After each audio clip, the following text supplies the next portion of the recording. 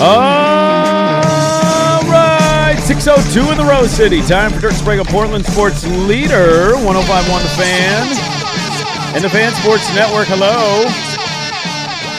Happy hump day, everybody. What is happening? Nice little delightful June 24th for you. Dude, where the hell's the month going? We're a week away from July. Yeah. That kind of dawned on me yesterday. Everybody's talking about what's coming up in the next couple of weeks. Oh, we got this week, and then it's the 4th of July. It's like, that's right. The 4th of July is in like a week and a half, man. I golfed twice this past weekend, and the wife's like, man, you golfed twice. And I was like, yeah, I know, but next weekend's your birthday. I'm not golfing. I'm taking that weekend off. Then it's the 4th of July. Probably not golfing. That's 2 weeks. That's 2 rounds, 3 weeks. That's not that much. I had to cram this into that weekend because I know we're not going to play the next couple of weeks. My wife dropped you've golfed 3 times in the last 5 days. And I said, excuse me, 3 times, 5 days. Let's hold on a little bit. Oh, she thought you golfed yesterday. It's been twice in 4 days. I do not play golf with the Fan Golf. Yeah. Don't put that juju on me, okay? I'm not carrying that around. I did not play golf yesterday. I swung a club a couple of times, maybe, but I did not play a round of golf yesterday. Yeah, the wife was like, how come you didn't take your new golf shoes? And I was like, I'm not playing. We're not playing. I didn't even wear a golf shirt this year. I just wore a T-shirt. You're just in a tee out there hanging out. What am I going to dress for the occasion? I'm not swinging the clubs. The listeners are swinging the clubs. It's a dress code out there. Put some clothes on. What's the matter with you? Well, thank you. Yesterday was a delightful time, as it always is, to see all the listeners and meet people and, just hear how long they've been listening to the station, to the show, and just watching them all swing the club on the par 3 6th hole. And yeah, it's a great time yesterday. That was a fantastic, was it the 12th? 12th, I believe. 12th annual Fan Golf Classic yesterday. A smashing success out at Langdon Farms. It always is, man. It's a blast. The best part, the highlight for us is meeting listeners, right? And some of them we've met before, and they come back and say hello, and we remember them from last year. Other guys say hi for the first time. It's really cool. When people tell you, it's like a pinch yourself moment. Like, hey, I've been listening to the show for 10 years. Or, hey, I moved out of Portland and I still listen to the show on the app every day. Those kind of things are really awesome. The weather actually ended up being, it was hot. It was muggy. Wasn't as bad as maybe I thought it was going to be going in. It felt like mid-90s, like, it's going to be a disaster. And then a little cloud cover in the afternoon helped, so it wasn't too hot. Everybody seemed to have a delightful time. Mm-hmm. It's a hit, man. The Fan Golf Classic's a great time at Langdon every year. I always have these random moments where somebody will come up and it takes me like a second or two for things to click in my brain. Put a name and a face together. It's more I know the face. Who is what's that guy? The name? I know that guy. And then like it processes, it registers. And I'm ashamed to admit yesterday I had a moment where we were hanging out. This group comes up in the morning round. They hit their par 3 shots. And an individual is walking off and turns around. He said, you should play my song. And I shook his hand when he came up. I said, hey, guys, how we doing? Thanks for being out. A little small talk before they hit their tee shots. Just something real quick and easy breezy so you can hit your 92-yard par 3 shot. That's right. And I was like, I looked at this individual and I go, I know this person. And it was one of those, like, my brain wasn't working. Whose face is this? I know this face. I know this face. And walks off, and he turns, and he goes, play my song. And I start kind of like, yeah. And as I awkwardly go, yeah, I went, oh. Dude. That was Mike Hass. Mike Hass said, you guys made it. You should play my song. You guys made it. We did as a station like 20 years ago. We did, yeah. Ropping the mop way back in the day. Who? Mike Hass. But I hadn't seen him in a long time. No, it's been a minute. I'd never really, actually, I think, formally introduced myself. But he walked off and said that. I'm like, oh, my God. Yeah. The all-time leading Oregon State receiver, the Blitnikoff winner himself. To this day, nobody's broken that record. And then it created a conversation of, unfortunately, I think the reality is, I can separate differences between Larry Fitzgerald and Terrell Owens. Yes, you can. Right? You can tell. T.O.'s got it stands out look face. Larry Fitz has the nice ass with the great dreads. You see that ass on Larry Fitzgerald. There's no confusion over who that is. None at all. I could just show you the butt. You don't even need to see the face. Like, dude, you show me Larry Fitz from behind, and I know immediately who that is. You put it on an OnlyFans thing and say, which one is Larry Fitz? I'm going to be able to identify it. I know that butt. It's a great butt. And unfortunately, it created a conversation of white wide receivers. You just kind of blend into the pack. Yeah, tend to be it. So I ended up, we got through the morning round. We did the scoring.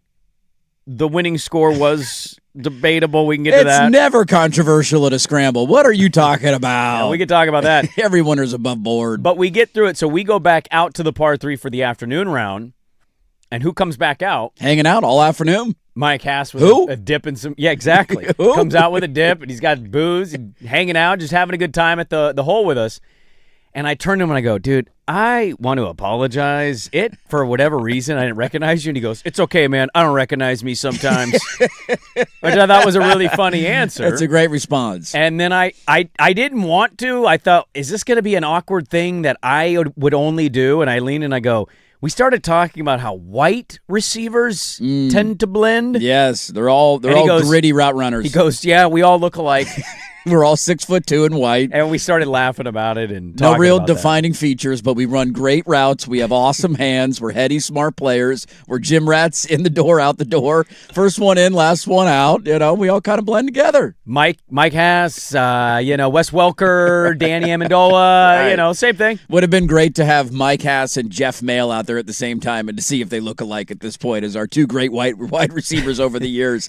Yeah, that's right. I think I know you. Well, I felt bad about it because I kept talking about it after he left. We both I can't believe that. Like, how did we just walk away from Mike Hass and not even know? The funny part for me was I threw him a football, too. I know. Because Joe Fisher brought a football this year, which, by the way, round of applause. Oh, we're Great giving call. a round of applause for it? I think so. I think people were playing catch. The football ended up being a big hit because on that par 3, we had Angels Envy, so people are taking their shots, and you got a little booze in there that can help out a little bit, but it's a scramble tournament, so you're waiting probably on every tee shot and having something to dude, the number of teams that came through and just grabbed the football and started chucking it around, that was a good percentage of them. So that ended up being a hit. I threw Mike Hass a football and then made a comment asking, I wonder if that's a full-size NFL football. You thought that was a full-size? I didn't throw a football in a long time. At least a bigger, NFL footballs are way bigger than they're you way think. big, way bigger. I know. Dumb question on my part. It's okay. I will acknowledge in the moment, not my brightest football moment. And Mike Hass responded, "Yeah, that's not a full-size NFL football."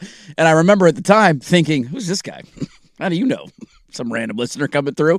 That was what you're That was thinking? how would you know what a full-size NFL football was? And then as he's walking off the tee box saying, "You should play my song," I'm Mike Hass. I'm like, definitely knows what a full-size NFL football feels like. Yeah, he absolutely I think he has the answer to that question over me. Yeah, look, we all have bad moments.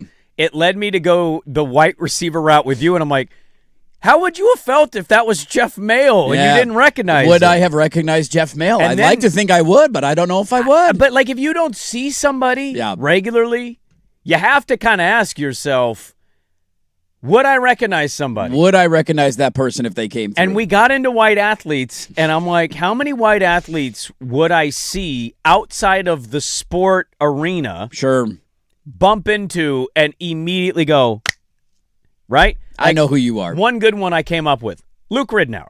Yeah. Very distinguishable face. Look, I know the Luke Ridnour look, but also I haven't seen Luke Ridnour in how many years? When was the last time you saw a picture of Luke Ridnour? What if he looks like Cooper Kupp now? What if he's got a big old grizzly beard? Right. And the hair is completely shaved off, so he's got kind of the bald head with the beard. Maybe I'd recognize him, and then Danny's like, "Oh, I saw Luke Ridnour last year, and I recognized him instantly." I go, "Where were you?"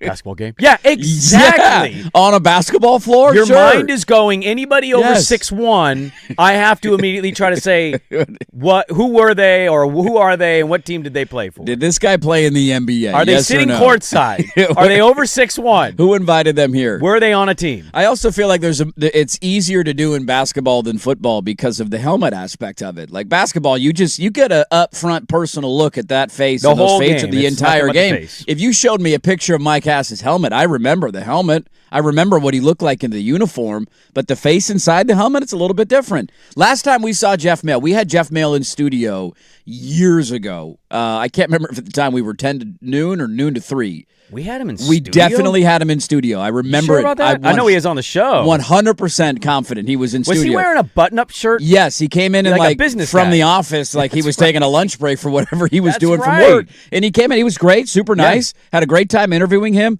But to your point, that was the last time I saw Jeff Mail. And if Jeff Mail walked across the street from me, I don't know if it would immediately spark a Jeff Mail. Well, also, Great Oregon white wide receiver. am I wrong? Wasn't it like right as the beard extravaganza of America kicked off? Yes, he might have had maybe a he little grew facial beard. hair, right? The face is going to look a little bit different. And anybody with a beard now Right. that started that 10 years ago, they ain't shaving that thing anymore. No, at this point, you're holding on to it because it changes your facial features, and you're not getting rid of that. Oh, and how many people have double chins and triple chins, and they want to hide it? Right. It's a good thing to hide. Right.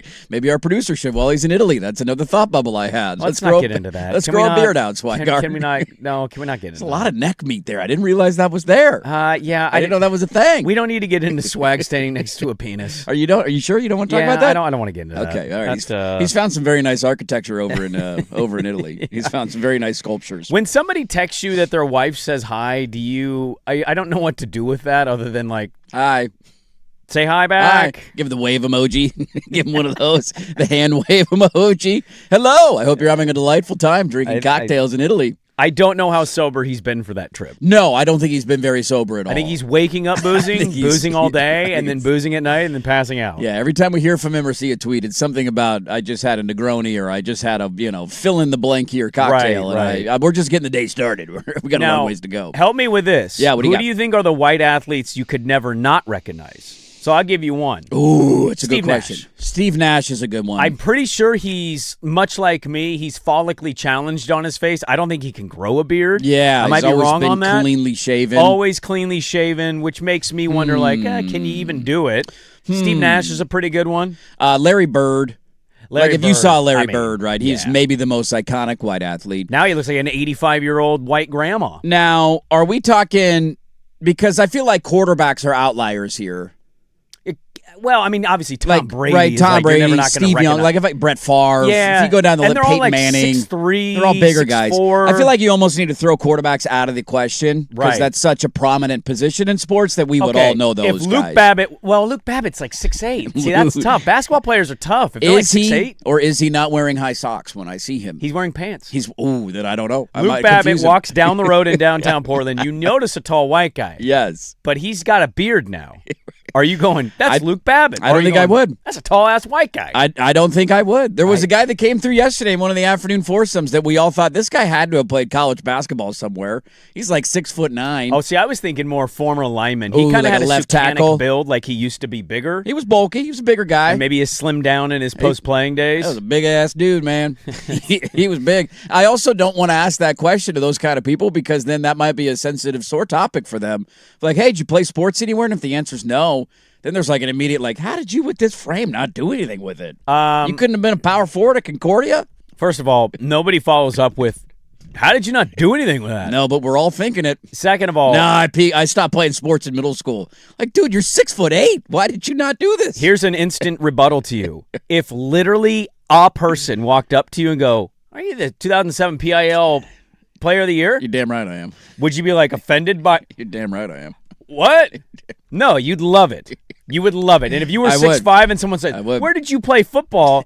Whether you did or not, You you'd think go, you would love that? damn right. Yeah, you're damn damn right. right. I look like I played football. At that point, if I'm him and I didn't, I would probably just make up a story because you're not going to remember. Yeah, I played. You don't remember me? You I would was, lie? I was a left guard at Washington State in 1997. Sitting in here lying now? Yeah, you don't know. You're not going to remember. Speaking of lying, the winning group of Yeah. the morning round. I didn't get in it. Did we ever find out what the afternoon round winner was? I didn't hear the okay, afternoon round. we'll have to wait and hear from Isaac and see what I that don't score hang was around today. long enough for the end of the afternoon round. No, it's a long day out Look, there. we talked about this with Isaac at lunch, or at the in-between lunch.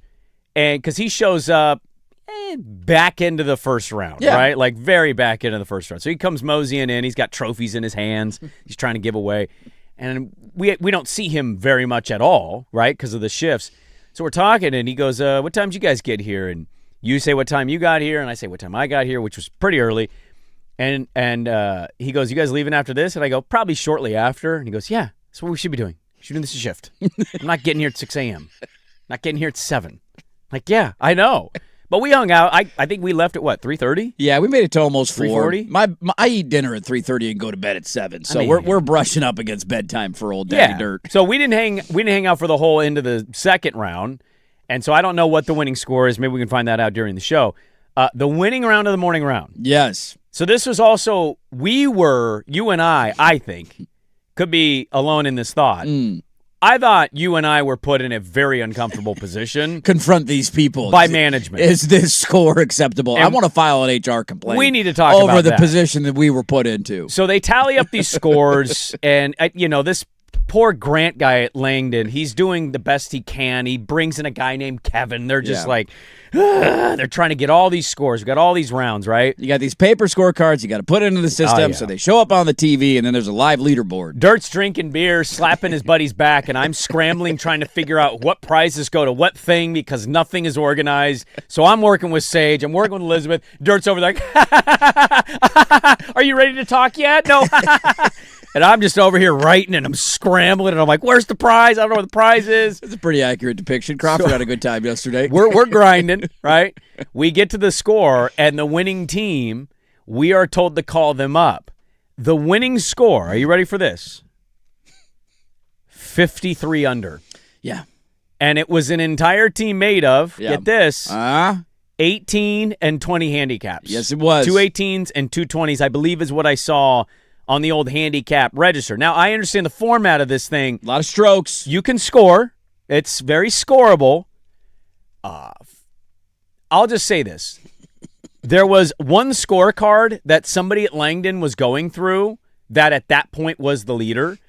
And I go up to him and I go, hey, just ballpark how much longer you think. I'm trying to coordinate with them.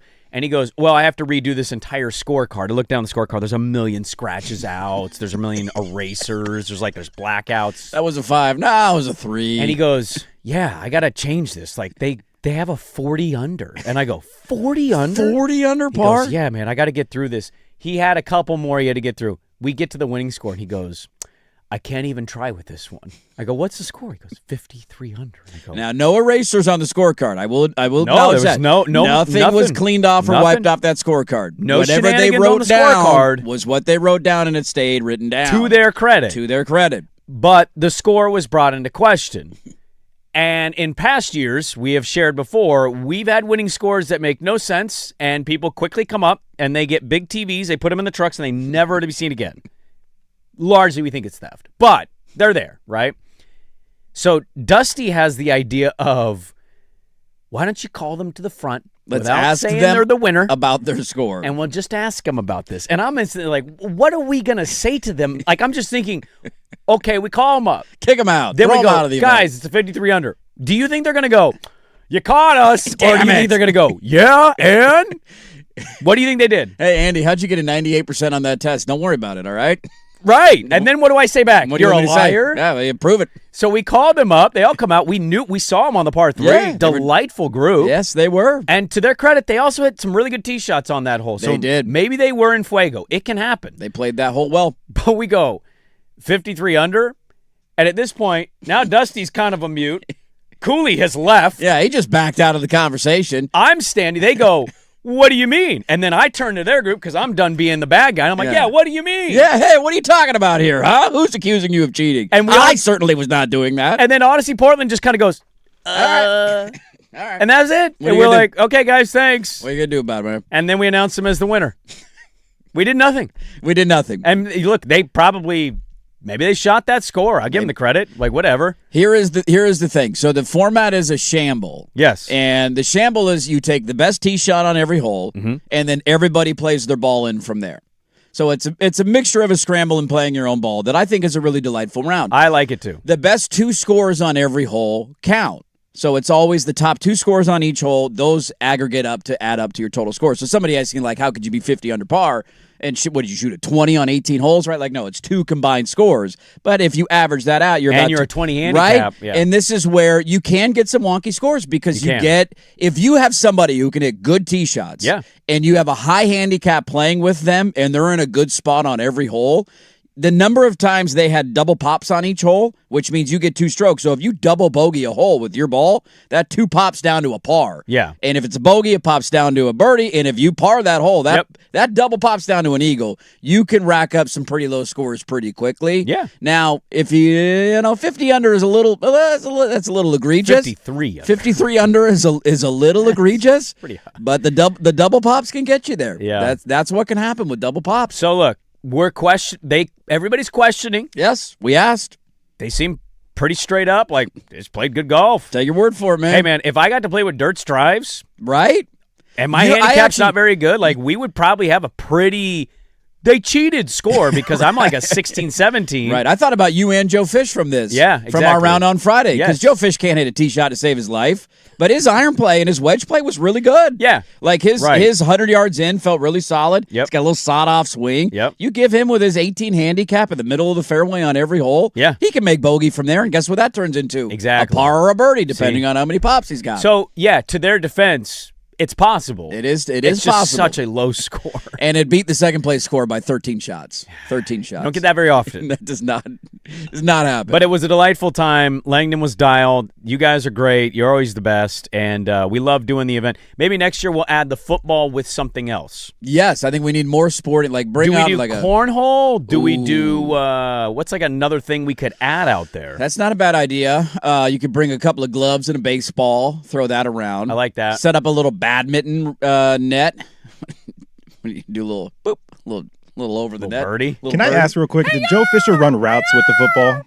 Oh, we didn't have him run routes yesterday. That's a great point. We should have. So we're over it. I did bring this up. I said, hey, Joe, why don't you go over there to a Biletnikoff Award winner, which is the award for the best receiver in the entire country of college football. An elite route runner. Why don't you go tell him that you're the best route runner of anybody you've ever met? Show him your corner post now. Let's go. And he starts laughing, and I'm like, seriously, if you're going to have the opinion, go tell right the now. best one.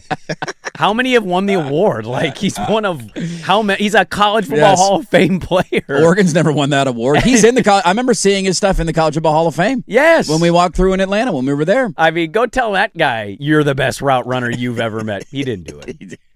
I'm now upset at myself for not remembering him calling himself route running Jesus, and we didn't attempt. I called him out for it. I called him out in front of Sucanic.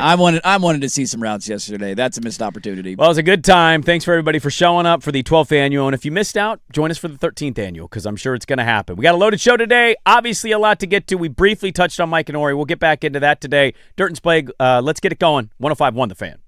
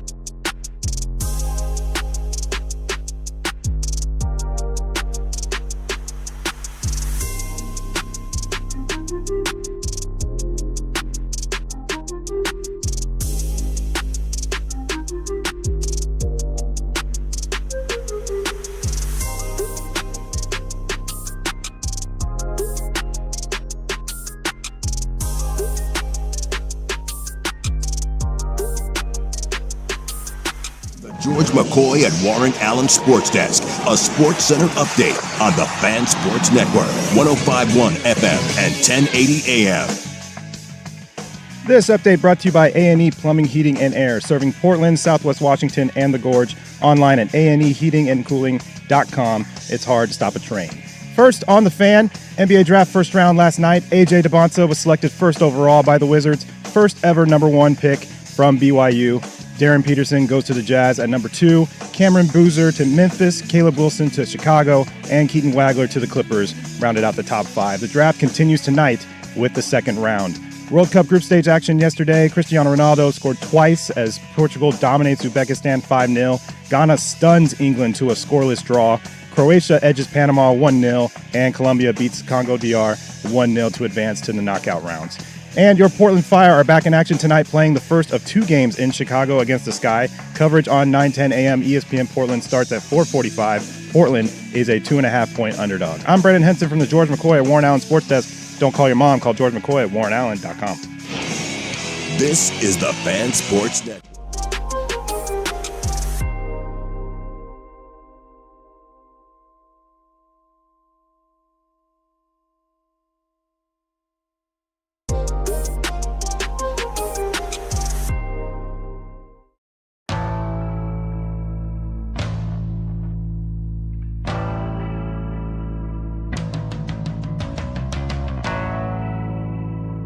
All right, welcome back in. The Blazers have hired a coach.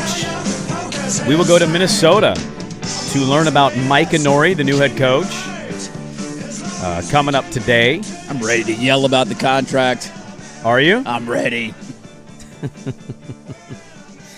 That's the important stuff, man. That is it. We need to yell about contracts. That is Anybody it. want to yell about our contract? Can we all just start yelling out about each other's contracts? Why would he sign guarantees? How cheap! Can we all do that, please? Let's do it. Let's all Really yell nice. today. I'm ready to yell. Want to yell about Moda Center funding today? Yeah, we could do that too if you want. Maybe we could play Buster Posey, No, I don't ducking and dodging pride questions. dodging and weaving. Man. Things somehow are getting worse for my organization, and I didn't think that was possible. You want to talk about Brendan Sorsby again and Let's how much do of a that. pain in my ass he's becoming? That story just won't go away. Have fun in Canada, buddy. Like, so many stories have such negative slants on them. Let's, speaking of negative slants, Oh, what are we going to start with today? how boring It was pretty bad. was the NBA draft yesterday? Pretty This bad. has been billed as one of the more talented first rounds in a while. This was highly regarded as a first round that, people looked at the talent and said, hey, man, these could be all generational guys. In fact, when you were watching or following anybody that covered the draft, if you did, you didn't get hot takes that were like, DeBonsa's a mistake, Boozer would be a mistake, Right. Peterson would be a mistake. You had people that were questioning Peterson because, Peterson had some stuff go on at Kansas. But, the overwhelming majority of the league and people covering the league seem to be, these are the 3 best players. And Yes. then, hey, there's Caleb Wilson, he's the 4th. I think the entire lottery had all the names that people expected to have in it. Now, the order of operation was a little different. Some guys, Darius Acuff was destined to be a king for, the last 3 weeks. Right. Guess who drafted Darius Acuff? Sacramento Right. Kings, right? The center for Michigan that went to OKC at 12 was one of the few reaches that maybe went a little bit sooner than some were imagining, but nothing overly shocking happened. Yeah, but they want hype. Yeah. And Needed then a big. Dusty May goes to Dallas. Who did everybody say Dallas was going to draft? Morez Johnson Jr. Right. It just became a very obvious draft. And maybe in some ways that is to blame. I'm actually going to lay the blame somewhere else, though. I just found the entire production terrible. And I'm a big NBA fan. Part of the reason I left when I left the Fan Golf Classic is I love the NBA draft. I wanted to watch the NBA draft. We're starting right around 5 o'clock. Let's get home, watch this thing. And yeah, we didn't have a pick. So the interest locally here wasn't really that big, and we don't have to get into everything. We can. I thought there were interesting things and takeaways. I just found the show to be terrible, and it shouldn't. You had Jay Billis, Tim Legler, Bobby Marks to give the financial stuff. Shams had come in with the breaking news thing. I know people hate him, but you still had Shams in there. It wasn't a lot for him to report because there weren't that many trades. I don't know what it was, man. Maybe it was the way that they did the post-pick interview, which I thought was awful. You know my stance on those. They should not exist on the... If you want to give me an alternative broadcast that does that, people can go watch family interviews for anybody who cares about that, by all means, do it. To have it take... There's not that much time between NBA picks. No, it's 5 minutes. It's not a 10-minute clock. Yeah. So you make the pick, the kid walks on stage, you get an initial thought from Billis or Legler, whoever, and, okay, I like this player and I like this about his game, blah, blah, blah. You get the picture with Adam Silver. They go sit down and you get an immediate Lisa Salters interview. And how many times did then she say, okay, let's send it back to the podium because here's Adam's, like, that was it. Then you just move on to the next pick. I know. And then you're on to the next one. Well, and then also, like, no offense, I just found the interviews terrible. I worked really hard. It's a blessing. Like, it's the same answer over and over and over again. Who was it? It might have been Peterson's dad. He was holding the microphone. He was sitting down. He's holding the microphone around his knee. Yeah, I can't hear him. He's sitting up, and she's like, how do you feel about your kid?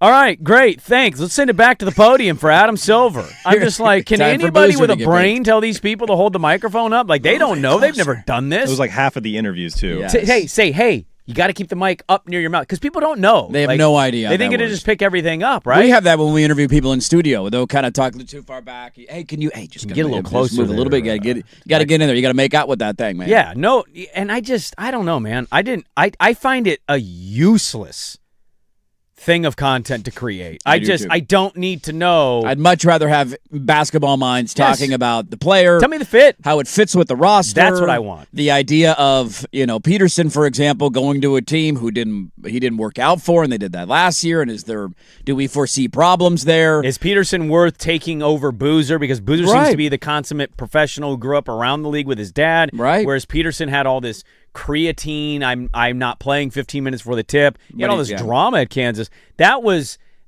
good stuff. I ended up muting the draft and then watching the No Ceilings guys online to do their reaction. And that's recap. The other thing is you got all these people that actually their entire careers are devoted to breaking down prospects. It doesn't mean they're right about every prospect. No, you can't be. But, dude, I got people on the dais that don't watch college basketball. Yeah. And, like, they're not – I love Tim Legler. He's an NBA guy. He's an NBA guy. Like, is Tim Legler – he's just looking at numbers. Oh, he's a spot-up shooter. Like, you're looking at numbers, which is fine. Like, right. I get it, but you didn't really There's people you could get on that stage who are much more have much more knowledge about the players they were at the college level, how their games look, their strengths and weaknesses. And I think Legler, he probably did his homework, but it's just different when you don't follow it year-round, right? Like, I put myself into this kind of category. I don't watch a lot of college basketball. But then you get closer to the draft and you start looking at mocks and you see numbers and like, all right, you generally know the names and where guys are going to likely go. So if one sticks out like a sore thumb, you could say, whoa, he went there? Help, we did that last year. I read all the mocks leading into the draft, and then this guy named Young Hansen that I'd never really heard of before, we decided to take in the first round because he didn't show up in any first-round mock draft. And so that was kind of in a blind spot for me. I'm with you. I am 100% in the stance of the player interview should happen on a different platform. I don't think it does a service to anybody. I don't think we get anything out of it as fans. You understand being incredibly happy for them and their family and how big of a moment that is for them personally.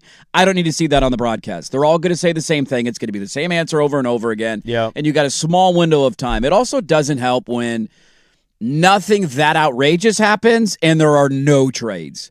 Because there were reports there going were movebacks, but yeah, no. I mean, big, sure, like a player slight, trades. and you had something in the days leading up, like we weren't on the air to talk about the Randall trade, and them getting rid of a pick, and now that changes it a little bit. There were rumors that the Clippers were maybe listening at 5, that they could move down. Didn't happen. Took a player. Well, they also took a player that I saw a decent amount of mocks. I didn't see Keaton Wagler. Sure, that was maybe 5. the first surprise of the Wagler. Maybe the first surprise of the draft at number 5. Golden State had this at 11. They were listening to offers on their pick. Did you see, by the way, that video? I did see that. That was maybe the most entertaining thing of the night. Was Mike Dunleavy yelling at his owner that he made the right decision about who they drafted? Well, that was the other part. I want to try to see if we get a backstory on that from anybody of like. So they went. If you missed it, there was a live video feed of Lacob and Dunleavy in the war room, and as the pick is being announced, they showed Dunleavy with his hands out, like almost like a shrugging, like "What do you want me to do?" type vibe. And then on the other side is the owner Joe Lacob, and he's just like flabbergasted. Dunleavy steps away to take a phone call, and as he steps away, Lacob just turns around and shrugs his shoulders, like "What are we doing?" Like I'm almost Did he think they were trading that pick? They were rumored to be listening to offers for number 11, and then they ended up drafting the player. See, that's what I'm interested. And look, Linda Borg is going to be a good player, I think. We'll see how he fits in Golden State. Yeah. But for a team that's kind of in the all-in to win now, but they've also been trying to dance with the future stuff. You got a few more years left of Steph. It makes more sense to likely trade the pick. That struck me as owner clearly thought that was going to be a trade, was told it was going to be a trade, and as the pick was being set to be put in. Wait a minute, we're taking who?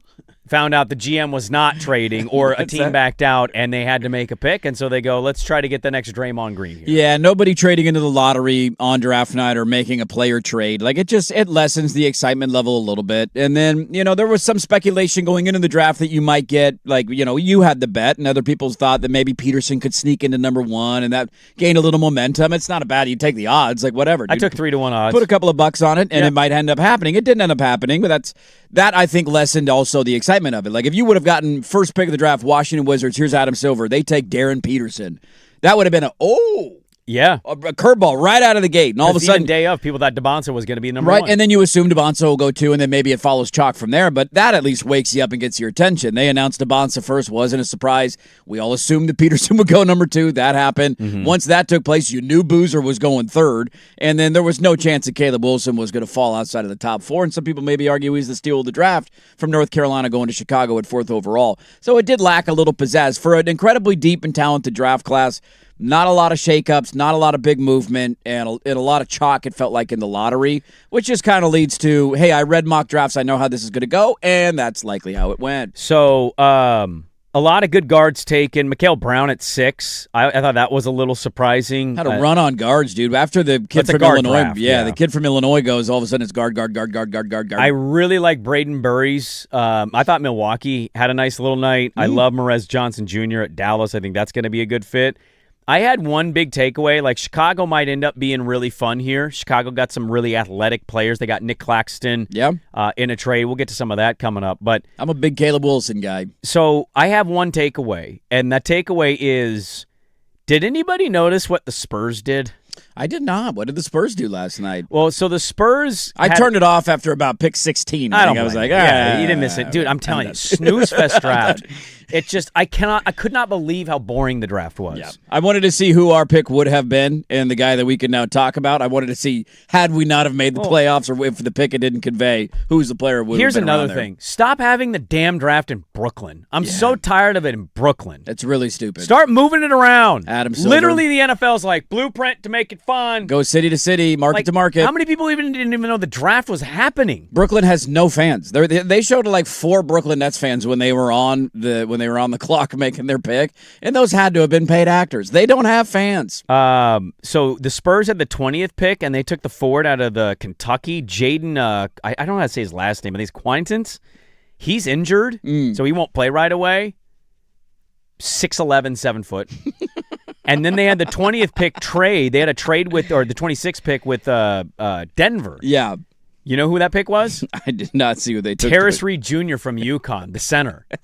They just got more size. The Spurs are just like, let's build it. We're going to have a 7-foot team. We're the Monstars now. Yes. Dylan Harper leading the show. Our shooting guard is 6'11". Our small forward is 7 feet. Our power forward is 7'1", and our center is 7'5". It's insane, dude. The Spurs are just like, how can we just keep being 7 foot at every spot, every player? Is Luke Cornett on an expiring deal? Is he still going to be around next year? I thought it was on a multi-year deal. Because that would be one that makes sense to take a couple of bigs if he's going to be out, out for this year. But if he's around a couple more years, I guess stash a couple of guys, see if one of them turns out to be another good big. That's the beauty of being in a position like San Antonio. And OKC's been this the last couple of years. Like, dude, roll the dice on a guy. If it doesn't work out, you're still in a very good spot. You like a player, stash him for a year or two, see what you got down the road. So we'll get to some trade stuff that happened in the association. We missed yesterday's show, so it was obviously a big trade. And then Micah Nori hired as the new head coach of the Trailblazers. Get to that at the top of the hour. Dirt and Sprague back with more on The Fan.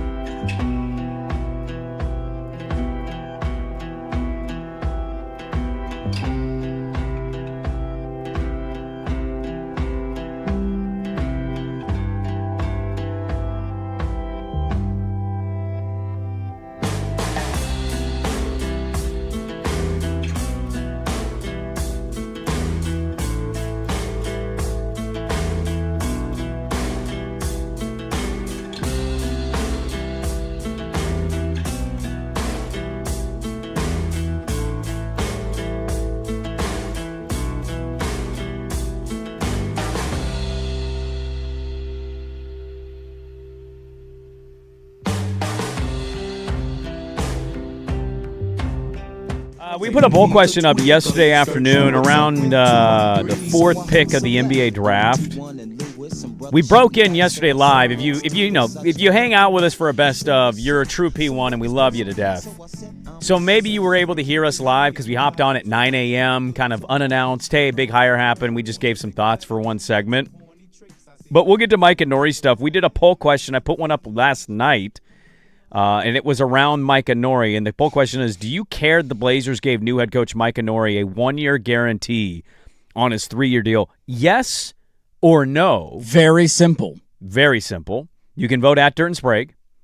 Would you care to know which one's winning right now? Well, I voted on it yesterday, and I saw last night. No, there might have been more votes that trickled in over the night. Oh, you voted? I did vote. I did not vote on this. I did vote on this one. I thought it was a great question, and at the time that I voted, the no was overwhelmingly winning. The no is overwhelmingly winning still. Now, if you think yes, I didn't put this to be like some hot take guy. No. I'd love to hear all sides of the argument. Yes. And we'll get to the Nori stuff coming up at the top of the hour. But you can vote yes or no. If you think yes, go vote there. It is overwhelmingly no right now. So what's the number at? 80%? It's 80.7 to 19.3. Yeah. So we'll get to that coming up. But we were off yesterday playing a little golf or watching people play golf. And we had a monster trade in the association. We did. Giannis Antetokounmpo is a Miami Heat. Come on down. The package finally paid off for Miami. They've been trying to dangle that package for big players for how long now, and they finally got their fish. So let me ask you this. Yeah. I don't really care about the Giannis part of that. We knew he was going to Boston, Miami, and now he's going to Miami. They got Bobby Portis in the deal. Yeah. And Milwaukee took the slop. They took the hero, Jaquez, Yakachonis. Who was the other one? There's one more player. Oh, Khalil Ware, Yep. and then 3 firsts, a first swap, and a second. That's the trade. Including their pick last night in the NBA draft. Exactly. Who Milwaukee got. Yeah. Who did they draft? Nate Ament, I believe? Nate Ament, yeah. They forward Is from that how he Tennessee. says his last name? Yeah. Yeah.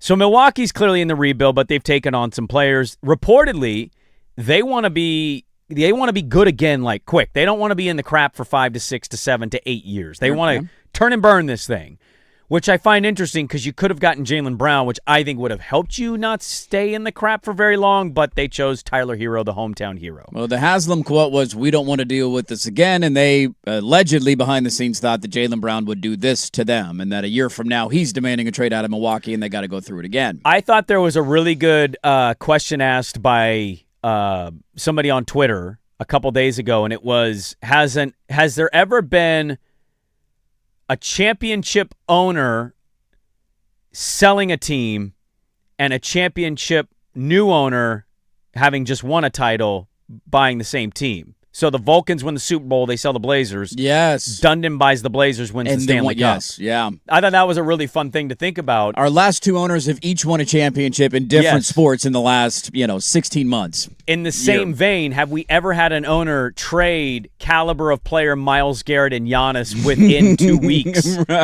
of two different sports? I don't think you can find one. The two arguably best players in the history of each of their respective franchises. Friggin' Jimmy Haslam, dude. What a couple days for him. Guy's going through it. But I am kind of wondering, like, if Milwaukee wants to be good, and maybe they will be better than we think, were they better suited to take that deal or to take the Boston deal and flip Brown the way Cronin did when we traded Dame to Milwaukee? Like, right.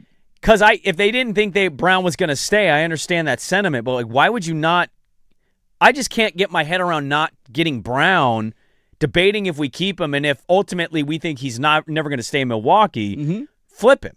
Because you can get some good stuff for Jaylen Brown. Yeah, I mean, my thought process if I were Milwaukee would have been, I'm going to take the Boston deal. Now, I don't know how many of those other young players were involved because there's reporting about what they were willing or not willing to put in. And Shireman or Gonzalez, right, from a young player guys, perspective, and some people say Boston didn't want to, they're not even considering the notion of trading those guys. Even, let's just say on the surface level, it's Brown and 2 first-round picks, which it seems like that has been agreed upon. That was definitely a part of the offer. I would have taken that and then flipped Brown and just started a rebuild there because I don't – with the spot that they're in without their future draft picks, now they did get Miami's, but I don't imagine, 2 picks and 2 pick swaps. It's 3 picks and a pick swap. Okay, 3 picks and a pick swap. I don't tend to think that those would be good picks, but we don't know, right? The future can play out in different ways that surprise us. When we got Milwaukee's picks, we weren't sure where those were going to look like, and they ended up looking pretty decent now. Now that they're coming up on cashing in. I just would have gone that route because I think you're going to be a feisty little team with good players. You're going to try hard, and you got a lot of bodies now, but ultimately you're still missing the most important piece in the NBA. And if Tyler Hero is your best player, we saw what he was as a second-best player on Miami. They were playing team at best. You don't have a Bam Adebayo on this team. And so if you're going to build around Tyler Hero, I don't like your chances very much. Maybe they landed a guy in the draft last night. They might be able to flip Hero, though, because teams need a player. Like Detroit needs a Tyler Hero. You need a scorer. You need a score guy who can spot up and shoot. And maybe that will be their thought is let's move on from him. But if that would have been the case, if you were willing to trade the next guy, why did you not go get Jaylen Brown, who could have gotten you a haul? I don't understand that. But the Miami, I also like not Milwaukee could have got our deal. Yeah. the Shaden Jeremy deal with picks. Yeah, we would have given up 5 first-round picks for Jaylen Brown. I don't know about 5, but we would have At given least up some pick swaps and that's happening. We man. would have done For the Jaylen make Brown. the money work thing, right? And Shaden Sharp being included in that would have been somewhat exciting to sell to their fans. You got a young player. Plus the pick. I don't know. I was evaluating it, and I get it. Like Giannis, I think wanted to go to Miami a little more than Boston is how I read it. But those were the 2 teams he wanted to go to the most.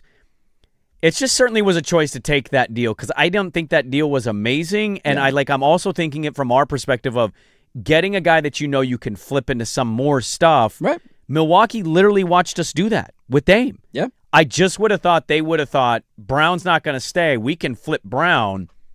And teams like Portland and fill-in-the-blank others Helps our rebuild a lot. gives us maybe another piece that's really good paired with future stuff. That's certainly the way that I would have handled it. I'm also not going to sit here and act like the offer's terrible. Like 4 first-round picks, one of them being a swap. That they needed draft capital desperately. They don't have draft picks to trade. Well, they don't have things to not play an with. awful player. Where's Jaquez is a role guy. Jaquez could be a good I player. get it. Jaquez maybe is an up-and-coming guy that pops in a couple of They years. didn't want to reportedly give him up in that trade. So they got him, and then to your point, you keep Hero. He's a decent scorer. You move on from him. Maybe you get a couple of more. Maybe you get a first-round pick out of that trade. So there's other pathways that you can build. I would have done the Boston deal, but I'm not going to sit here and act like Miami's offer was trash and there was nothing meaningful in there. Reminds me a lot of the Denver-New York trade years ago. Carmelo Anthony going to New York. I don't know how Bam and Giannis are going to do in Miami. That's, time will tell on that. And I think Milwaukee can be feisty good because they got a lot of bodies now that are decent level players, and they're going to play hard every night, and they're going to catch some people by surprise. I think the East is going to be tough for them. I think they can be like a they care team, and they might catch you on a night. 7 seed, 8 seed, somewhere in there. I don't know if I go there, but I think they can continue to build that up quicker, which makes me wonder again. What do those picks look like? Yeah, and I saw people saying the opposite of what you said, that the Miami Heat picks are better than our Bucks picks now because we don't know where Giannis is going to be in 4 years. Even if he signs the max extension, you assume he will. Yeah. I don't know. It's the whole debatable thing, this draft pick capital. I don't think anybody really understands it yet, including the league itself, because we didn't get a lot of trades yesterday. No, we did not. During the draft. So I was bummed he went to Miami, though. I like Giannis. Boston wouldn't have I been would have any been better. bummed about Boston, dude. I didn't want either of those destinations. Yeah. Minnesota would have been cool, though. Minnesota would have been in the West. It would have sucked for us, Yeah. but it would have been exciting to watch him play with From Ant a Edwards. rooting interest, I'm just like, him and Bam. I'm curious to see how that works out for you. Loaded second hour, Micah Nori, your new head coach of the Portland Trail Blazers. We'll start there, hour 2, Dirt and Sprague, Portland Sports Leader 105.1 The Fan.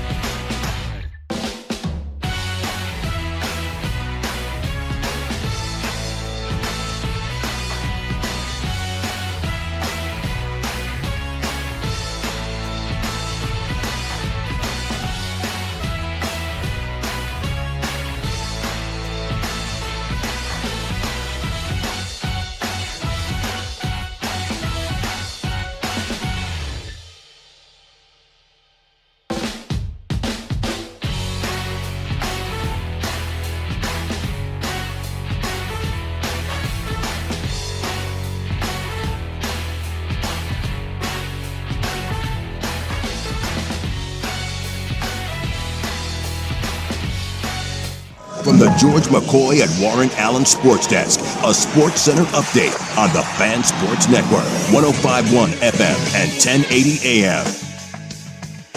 This update brought to you by Stone Creek Golf Club, Oregon's best public course under $100, online at stonecreekgolfclub.net. First on the Fan, NBA draft first round last night. AJ DeBonsa was selected first overall by the Wizards, first ever number 1 pick from BYU. Darren Peterson goes to the Jazz at number 2, Cameron Boozer to Memphis, Caleb Wilson to Chicago, and Keaton Wagler to the Clippers rounded out the top 5. The draft continues tonight with the second round. World Cup group stage action yesterday. Cristiano Ronaldo scored twice as Portugal dominates Uzbekistan 5-0. Ghana stuns England to a scoreless draw. Croatia edges Panama 1-0, and Colombia beats DR Congo 1-0 to advance to the knockout rounds. Your Portland Fire are back in action tonight, playing the first of 2 games in Chicago against the Sky. Tip-off at 5 o'clock. Coverage on 9:10 a.m. ESPN Portland starts at 4:45. Portland is a 2.5-point underdog. I'm Brandon Henson from the George McCoy at Warren Allen Sports Desk. Don't call your mom. Call George McCoy at warrenallen.com. This is the Fan Sports.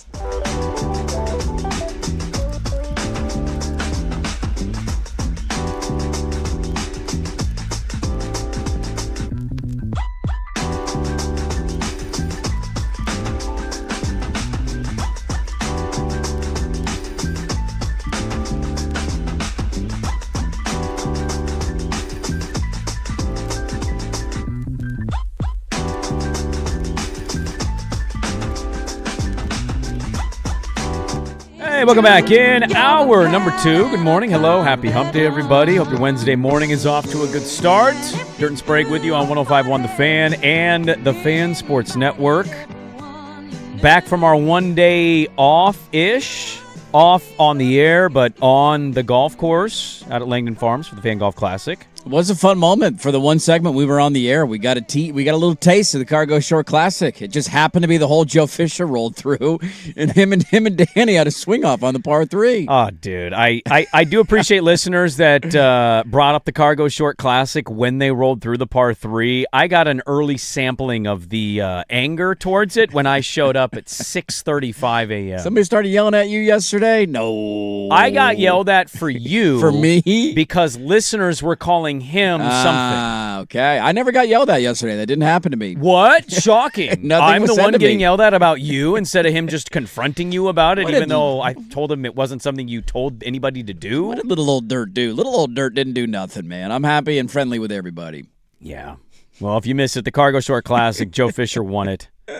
Danny and Joe hit a par 3 shot. Both hit greens. Joe's did. shot was pretty good. They did. And I'll give Danny the credit here. It was the best one he hit all day by a mile. Everybody was waiting for him to chunk it, not even get it to the green, and he delivered. He got it a foot closer than Joe Fish. He did. So they played the shamble rule of Play from the tee shot. play from the tee shot. So Danny's tee shot wins, and then they did the putt off. Joe nailed it. Danny missed it. He did. Joe won the Cargo Short Classic. He got a birdie. 2026. Danny Moran got a par. Somebody came One up whole and match goes, play. Yeah, you think you're going to be able to actually make it happen, though? And Danny goes, yeah, we'll try to make it work. And I just go, I'm never trying again. No, it's not Good happening. luck to you on doing that. You guys go ahead. Pick a date. Let me know. I'll try and make it. Have fun on all of that. But yeah, yesterday we did one segment. If you caught it, shout out to you. If you didn't, that's all right. We're here today to react to it. The Blazers hired a head coach yesterday morning. They did. They finally did it. Minnesota assistant Micah Nori, who's been in the NBA for a long time. He's been at Minnesota for 6 seasons, I want to say it has. 5 or 6 seasons. Yeah, I think since 2019, 2020, somewhere there. Highly regarded as one of the best candidates on the market for the coaching pool and probably the best assistant candidate out there. Now, you know, Dallas was looking at Micah Nori. They chose to go Dusty May. That's, in their mind, the better hire, and I don't blame them for that at all. Dusty May's been a rising star in basketball very quickly. But Micah Nori, now here's the unique nature. Instead of just saying, hey, we got a head coach, let's learn about him, which we will.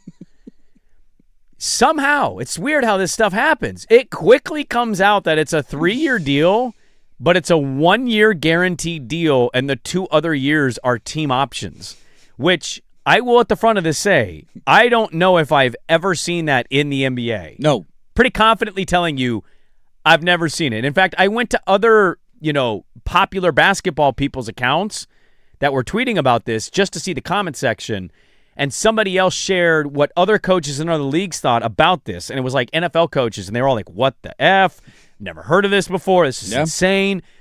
One guy mentioned that Dusty Baker had a one-year deal with the Astros. Oh, okay. That was unique, though, because he came in, to get a ring. In the aftermath of them firing their manager from the cheating scandal. Yes. And so they needed a guy kind of the last second because baseball was swinging the hammer around a little bit. Right. And he came in, and he was like 80 years old. Like, we'll do it for a year. So I don't know even that's accurate, but that was one rebuttal. But mostly this is unheard of in sports, not even just basketball. It's unheard of in largely sports. And that became quite the storyline instead of more so like, hey, they got the guy that most people thought if you could get him, that'd be a good hire. Yeah, it feels like the entire time if we said that if they hire Mike Inori, it's going to be a good hire. He then proceeds to make that supposed good hire, and then the entire conversation isn't about the hire and who they got as a coach. It's about the contract that they gave him. And so we kind of knew that was going to be the case. That broke. We had about 15 minutes to kind of digest the news, and then we went on the air yesterday. And we talked about it for one segment, and that was about it. And now it's had time to marinate as the day has gone on. And we talked about the poll question earlier. Do you care about the contract? It was an immediate vote for me of no. I don't care. I find it interesting. I find it unique. Like it's a subplot of the story. That certainly is deserving of a little bit of airtime, but I don't think it's deserving of being the entire story. And I will say, like, the only thing out of this process that mattered to me as a fan was answering the question, do you think they made a good hire? Do you think that they got a head coach? That should be the only part of it that matters the most to fans. And if the answer to that question is yes, the rest of it can just kind of fall off your back and it shouldn't bother you that much. I will say, the two biggest criticisms I've seen of the contract, and I could not disagree more with both of them, but from just kind of digesting the takes from yesterday, I think Kurt Helin had this and some others as well. The thought process of a coach being on a one-year guaranteed contract is going to mean that he is a lame duck coach and that players will not play hard for him. That was one of the thoughts that was thrown out there. He's on a one-year deal. Why would anybody buy into his messaging? And I just chuckle when I read that because we're literally coming off of a season in which our head coach was arrested by the FBI after the first game of the season. We were coached by an interim guy. Was he guaranteed after this year to be under contract?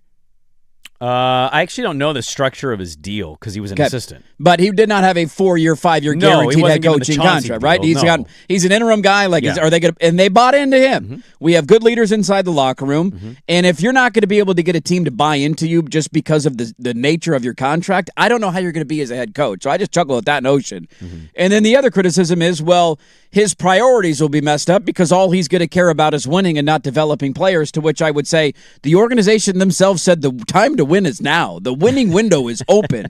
Isn't that like... That is a funny response. I was as pro-tank as anybody, and I'm still livid from the organization not going harder into the tank over the last 5 years. That ship has sailed, buddy. Like, winning time is now. We made the playoffs last year. This is not about development of young players. This is about... What players? Right, who are we... Name the players. Young Hudson, who are we talking about? Is Shaden Sharp still going to be on the roster? Is Scoot Henderson still going to be here? If Klingon doesn't take a step next year, you know whose fault it isn't? Mike Inori's. Right. It's Klingon. It's Donovan Klingon, who's going into year 3 in the NBA. If Scoot doesn't get traded and he's on the roster and he's largely going to continue to be this up and down player, is that Mike Inori's fault? Nope. Or is that just Scoot Henderson? That's just Scoot Henderson's fault. If Shaden Sharp continues to be I'm going to give you 25 and then like 2 weeks of 8 points per game with not playing in the fourth quarter crunch time stuff. And never trying. Is that Mike Inori's fault or is that Shaden Sharp for the last 2 previous coaches? That's who he's been. I also saw the young development play. We didn't have a pick in the draft. No. We have, we're trying to win now, man. We have young Hansen. You can point to that, I guess, if you want. I'm not holding my breath on it.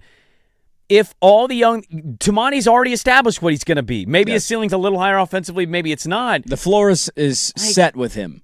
We're too far into these other guys' careers, even though they're still young on the age chart, to be sitting here and going, well, we got to prioritize developing young players. Like, no, dude.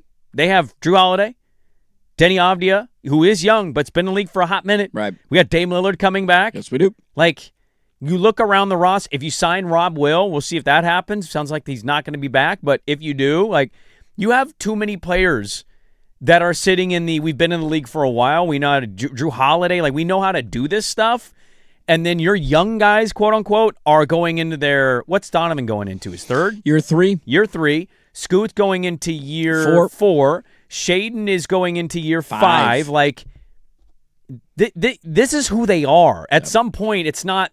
And also, by the way, that's not how the NBA works. I don't want to be a D here, but NBA head coaches don't spend their off days going, let's develop these guys right. It's like, let me plug in my system, let the leaders be the leaders, and the young guys either got to be hungry for it, they can ask questions of coaches. That's not how that works, man.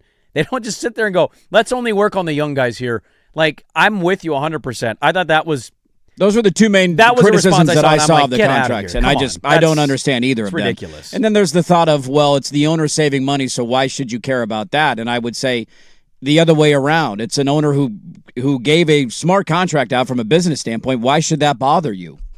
He's under contract for 3 years. If he's successful, he will be back for year 2 and year 3 of the deal. Yeah. They're going to give him if they win for 3 years, he's going to get a contract extension out of that. So if on one hand you're telling people, why does it matter to you that the owner is saving money? The immediate retort to that is, why does it matter to you that he's on a 1-year guaranteed deal? He signed the contract.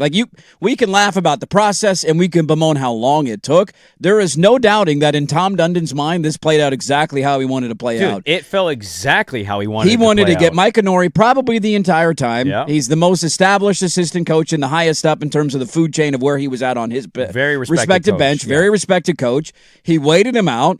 The Dallas opening was there. They hired Dusty May, and all of a sudden you got a coach who's 52 years old, who's won opportunities in the NBA to be a head coach, has not got them, finally has one in front of him and says, okay, I'll sign the deal. Like, it could not have turned out any better for Tom Dundon. Instead of just saying, hey, they got the guy that seems like a good coach, we were all distracted again by Tommy Two Nickels. It has to, look, and look, in some ways, rightfully so, should be highlighted, he's operating on the cheap. We're well aware of that. I'm not even going to deny it. I just found it odd that what? How many people's contracts do you ever care about? Yeah. Like, I'm legitimately asking, if Mike Inori agreed to it, why do you care? I was more outraged when we gave Chauncey Billups 5 years fully guaranteed. I was outraged. And then we refused to buy extended him him. out. And then extended him. We gave him on top 5 of years it. guaranteed with almost no coaching experience because his buddy, his former agent, was the general manager here. Right. They had a sham hiring process through the whole ordeal. No, they interviewed Becky Hammond. What are you talking about? The owner really wants Becky Hammond. She's progressive. But the owner didn't make the choice. Talk about that over a Penguin Bones? And then we give them the extension because they were kind of good at the end of the season, but they still weren't very good. They're good defensively now, don't you know? I think all of it, you want to – I don't know why you'd care. It's ultimately what I'm saying. Like, if I sign a bad contract, do listeners care? No. No, because half the time they don't even know it because I'm not the media guy. It's like, I signed an extension today. Give me a round of applause. I don't do that. We did have an option. We've done it once or twice. On our first contract, we did have an option that we were unaware of. We signed a Mike Inori deal.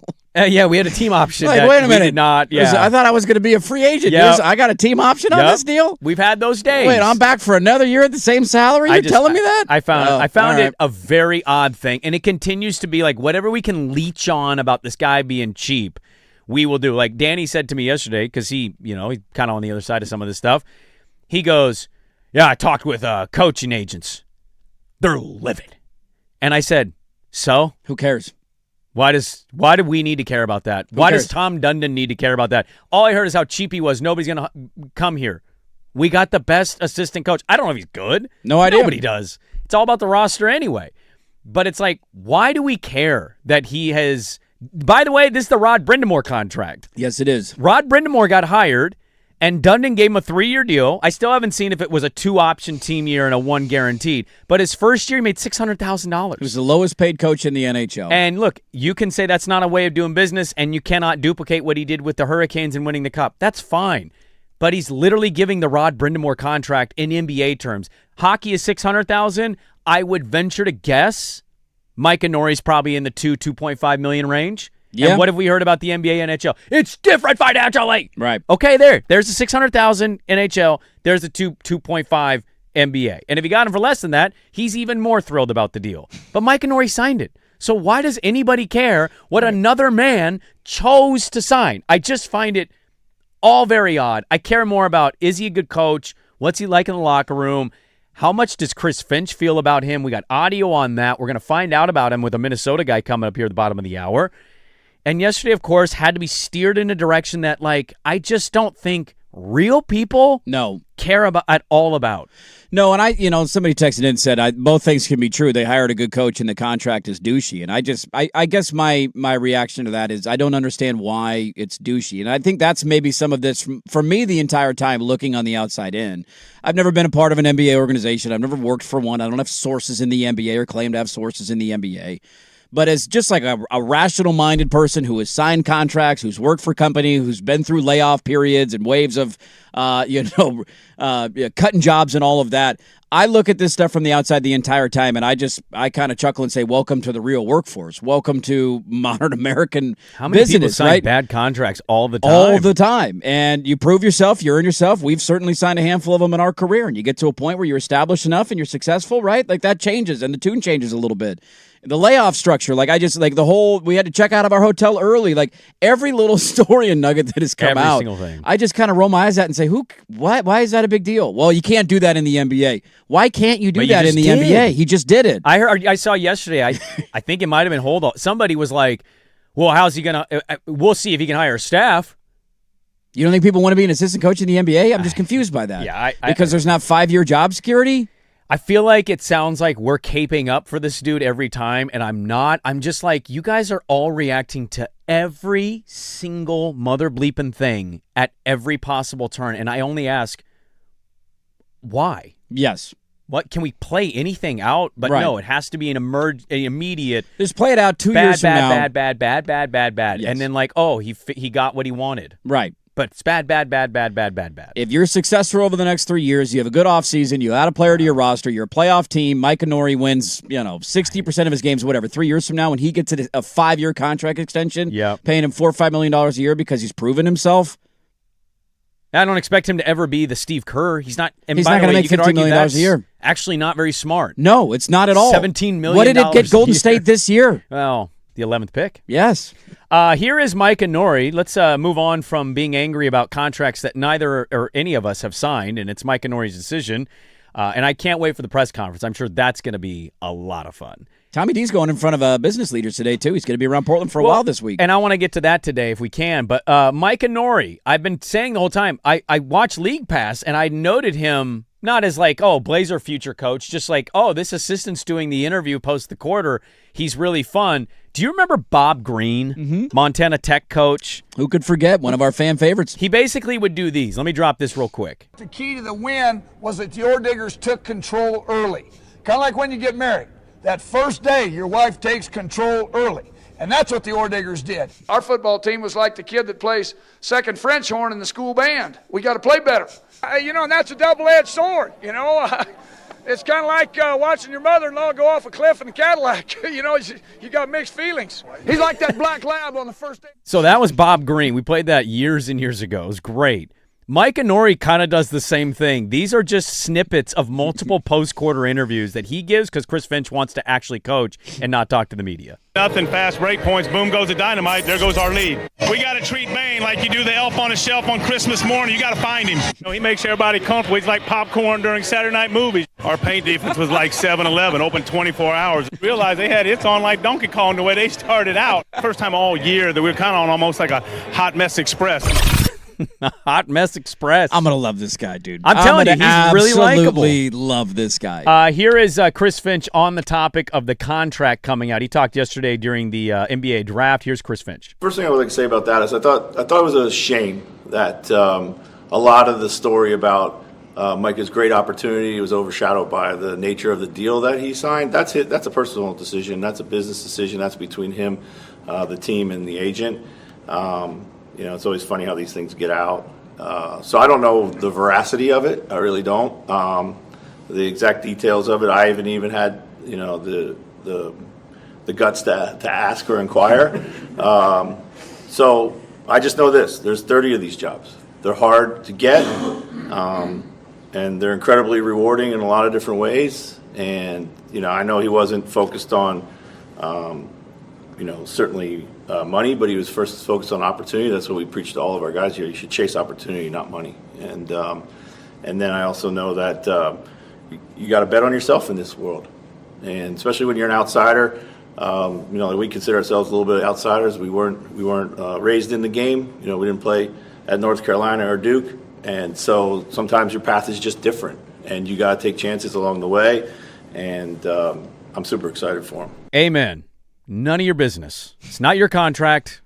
If he earns it and he gets the extension, or they pick up the option, then they work towards the extension, great. If he does well and he leaves and goes to another team, yeah, we're going to react to it. But like right now, we're reacting to information we don't have. Yes. And I found a lot of the behavior odd. It is none of your business. He signed the contract.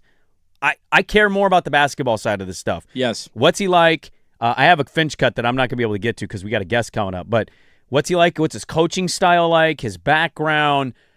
His personality seems really fun in nature. So, like, maybe doesn't take things so seriously. And it's a 52-year-old longtime assistant getting his first shot in the NBA as a head coach. That part of it is a really cool story, and I think at the end of the day, what matters the most is, did you get somebody that's going to fit into this market? I think the answer is yes. He is going to be beloved by Blazer fans because you hear little snippets of the interviews and how he acts and how he treats his players. You hear some of the, like, trickling, well, we're going to go to Minnesota and we'll get some more answers on it, but almost every universal opinion has been, man, dang it, Mike Nori left, and he was beloved by his players. Everybody adores him inside that locker room, and as long as you're checking those boxes, man, that's ultimately all that matters, and it seems like he's doing that. All right, we'll get to know a little Mike and Nori stuff, what he's like as a head coach, his relationship with Chris Finch, longtime Minnesota assistant, now the head coach of your Portland Trailblazers. We'll talk with Ben Beacon of Locked On Timberwolves. He'll join us coming up next to give us his thoughts on Mike and Nori as a lead guy for an NBA franchise. Our Blazers hiring a new coach. We'll talk with Ben Beacon next on The Fan.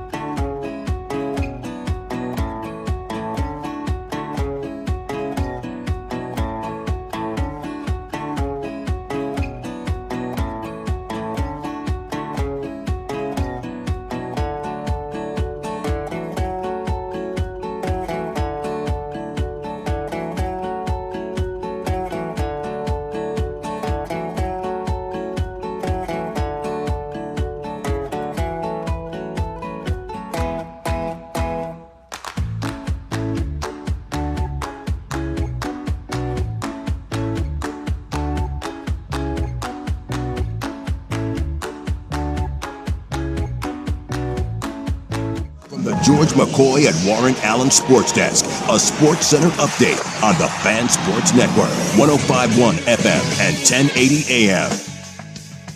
First on the Fan, NBA draft first round last night. A.J. DeBonso was selected first overall by the Wizards, first ever number 1 pick from BYU. Darren Peterson goes to the Jazz at number 2. Cameron Boozer to Memphis, Caleb Wilson to Chicago, and Keaton Wagler to the Clippers rounded out the top 5. The draft continues tonight with the second round. World Cup group stage action yesterday. Cristiano Ronaldo scored twice as Portugal dominates Uzbekistan 5-0. Ghana stuns England to a scoreless draw. Croatia edges Panama 1-0, and Colombia beats Congo DR 1-0 to advance to the knockout rounds. Your Portland Fire are back in action tonight, playing the first of 2 games in Chicago against the Sky. Tip-off at 5 o'clock. Coverage on 9:10 a.m. ESPN Portland starts at 4:45. Portland is a 2.5-point underdog. I'm Brandon Henson from the George McCoy at Warren Allen Sports Desk. Don't call your mom. Call George McCoy at warrenallen.com. This is the Fan Sports Network.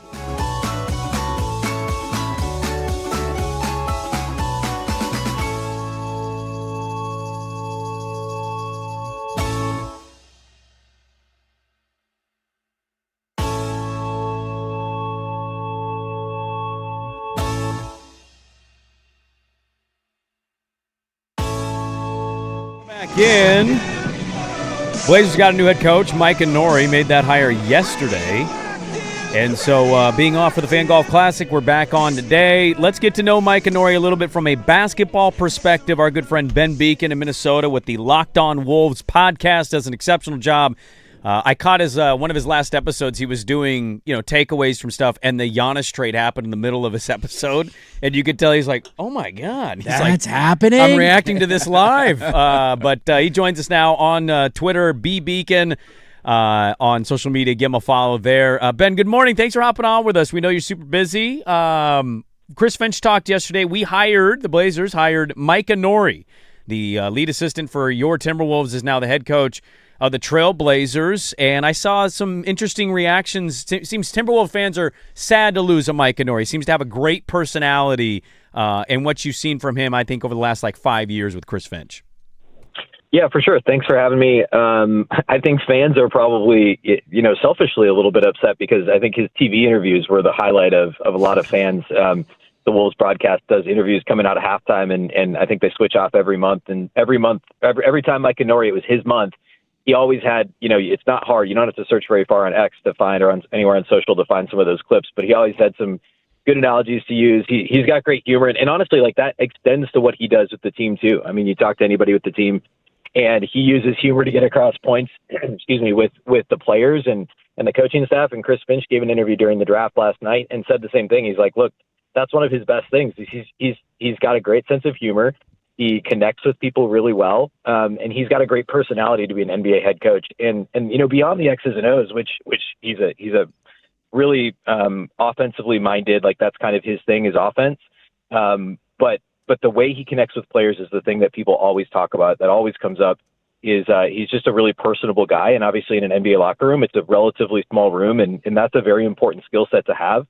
And so that's certainly one of those things that stands out with Mike Nori, that you talk to anybody that's worked with him, and they talk about his ability to connect with people. Yeah, I'm glad you kind of answered my first question there a little bit, but just to dive deeper into it, because we came off a coaching hire of Chauncey Billups, who, by the way, is still, I think, employed by the team. We just can't fire him yet because of the FBI investigation. But he was supposed to be a defensive-minded head coach because of what he did as a player with Detroit. And then, 2 years in, everybody realized he doesn't really know how to coach defense. So that was kind of a lie that was sold to the fan base. So Mike Nori's strength is offensively. That's where his mindset and his strength is as a head coach. How did that translate, I guess, on the floor? And what were some of the impacts that players maybe saw playing in a system built around his offensive mind? Yeah, my understanding is that he was the primary guy that was drawing up and picking what the ATOs were, coming out of timeouts. What are we running? He was the guy drawing up the sideline out of bounds plays, the baseline out of bounds plays. And he was kind of like, hey, this is, and if you look at the numbers, on Synergy, the Timberwolves were one of the better ATO teams in the league the last few years. And so that was one of the specialties for Mike Nori. The other thing that he was really responsible for was rotations, and it was kind of the guy saying, hey, we should pair this guy with this guy, and in the moment, obviously, the whole coaching staff is doing that stuff between games when they do their scouts and stuff. But in game, Micah would be the guy who was like, "Hey, Chris, like we should go here," and would kind of interject there. And then the other thing that became apparent with how he talked to me, how he talked to the media, and also just some of the other stops he had prior to coming to Minnesota, is he wants to play a fast-paced style of basketball. The Wolves never really played as fast as I think he wanted to. And, part of that is last few years having Rudy Gobert as a piece of it. And Anthony Edwards doesn't actually like to play all that fast, weirdly. But he wants to play fast. He wants to be aggressive. And if you go back and watch, I mean, he was the acting head coach during the games when Chris Finch tore his patellar tendon in the playoffs 2 years ago. That was their first conference finals year when they swept the Suns in the first round. And Mike Conley ran into Finch on the sideline, and Finch had to sit behind the bench and couldn't walk the rest of the playoffs. And they swept the Suns. They won in the next round against the Nuggets in 7 games. And Mike Conley was the guy patrolling the sidelines. And if you go back and watch his media that he would do after the games, he always talked about, hey, we were actually aggressive. We took the fight to them. We played fast. That's something that he's always trying to drive is pace. And I think that's kind of forefront for Mike Conley when it comes to his offensive philosophy. We're talking with Ben Beacon here of Locked On Wolves. I'm kind of curious about something, Ben, and I don't know if you have an answer because we talked about this earlier. Like, one big point of contention was his contract got leaked, or parts of his contract got leaked. It became a hot button issue here locally. Our opinion is basically like, we didn't sign the contract, he did. I don't really care. I know it's very unique in all of sports to have a 1-year guarantee for a new coach.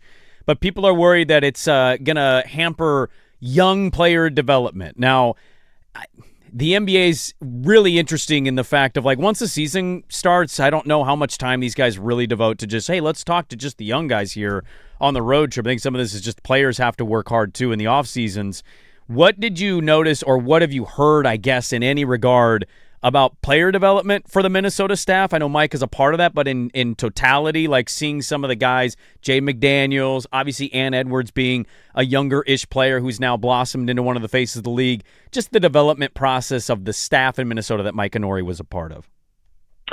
Yeah, I mean, I think the Wolves staff has done an outstanding job. I mean, you mentioned a couple of good ones. I mean, Naz Reid was an undrafted guy who won Sixth Man of the Year and has a big 6-figure contract, and he's going to start for the team this year after they traded Julius Randle, and could have started on almost any other team last year.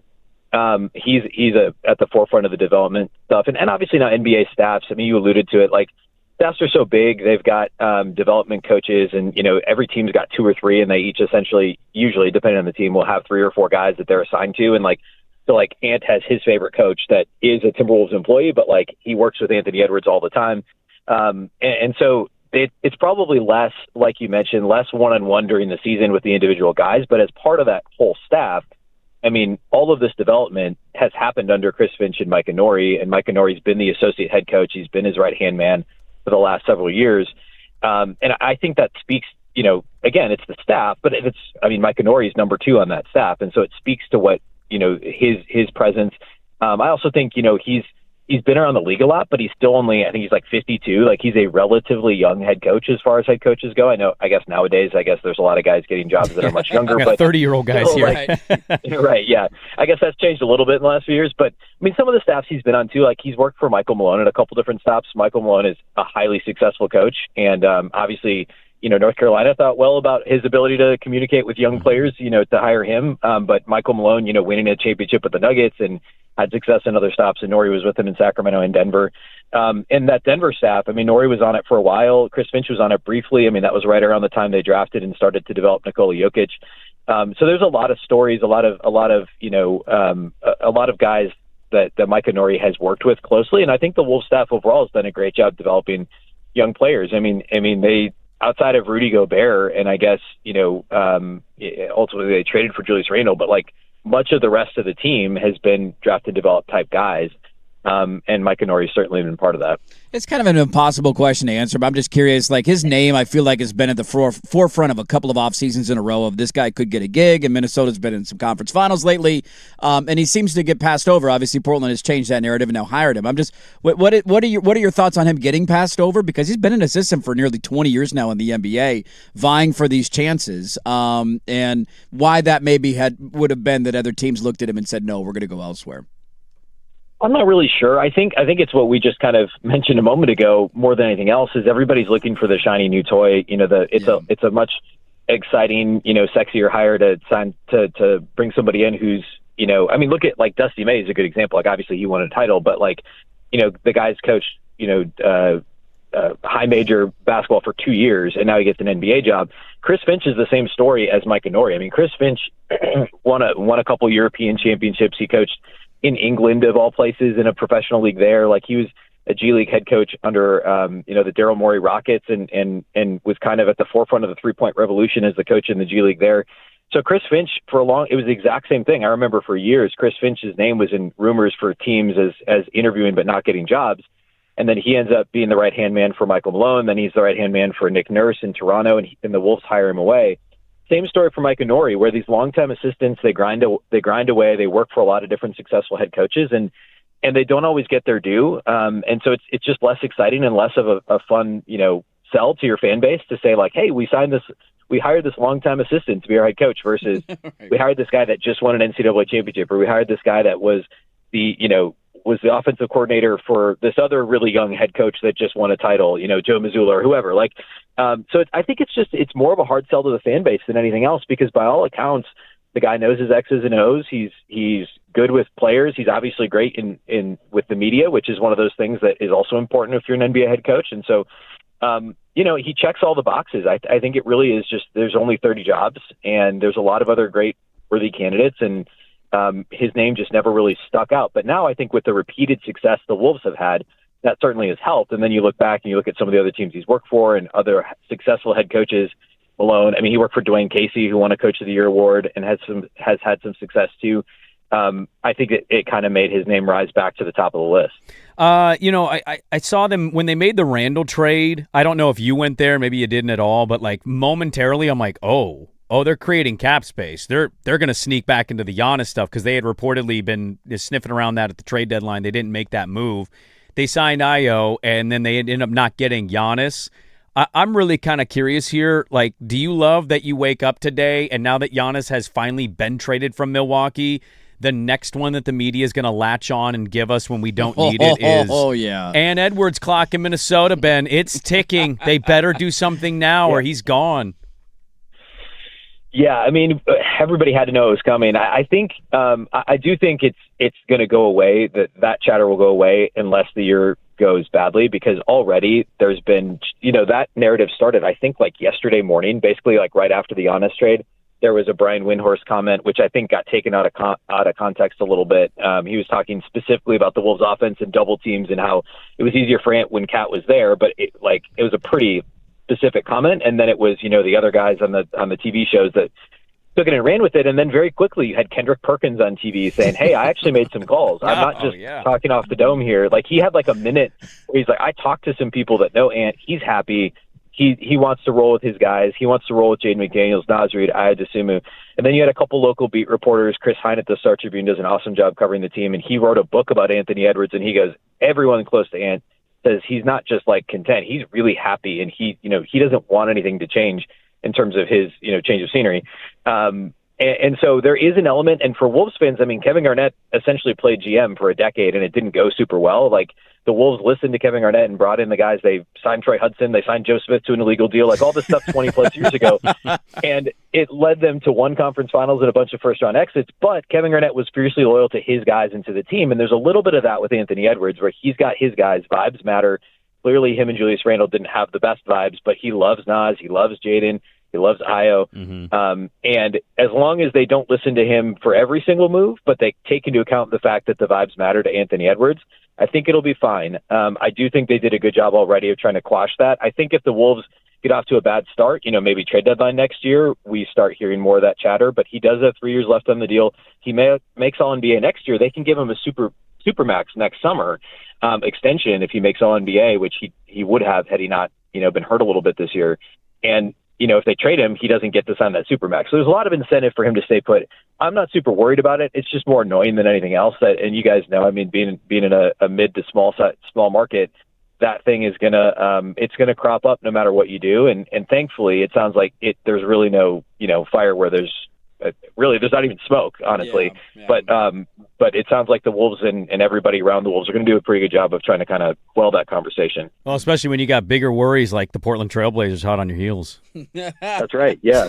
Hey, I said before the season I thought the Blazers would be in the play-in. I thought that they were going to be a good team, and it's a nice roster. I think they're going to be good. All right. Hopefully we can make a trade, get Jaylen Brown, and make this interesting in the West. Good stuff. Ben Beacon, our good friend for Locked On Wolves, on Micah Nori as the new coach of the Blazers. Thank you so much, Ben, for hopping on. We appreciate you jumping on and giving us your thoughts on the hire of Micah Nori. Yeah, thanks for having me. All right, there we go. Good stuff from Ben Beacon. Let's react a little bit to it. Yes. A little bit more. Your thoughts are welcome. It is a Wednesday, but we're doing a mail sack, so it's kind of a mail sack Wednesday today. Yes, it will be. A Sparta TRT mail sack. We can't miss a mail sack. We cannot. That can't happen. So not allowing it. All thoughts are welcome. 503-864-6326. Get to more next on The Fan.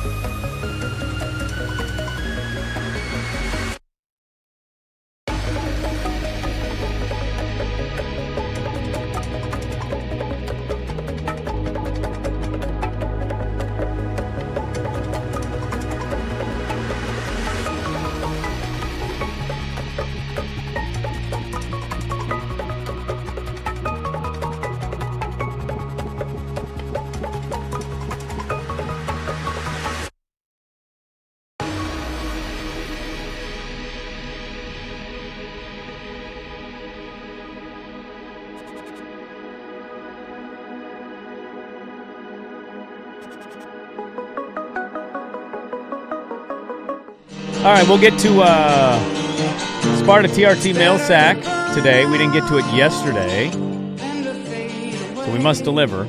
Mail sack.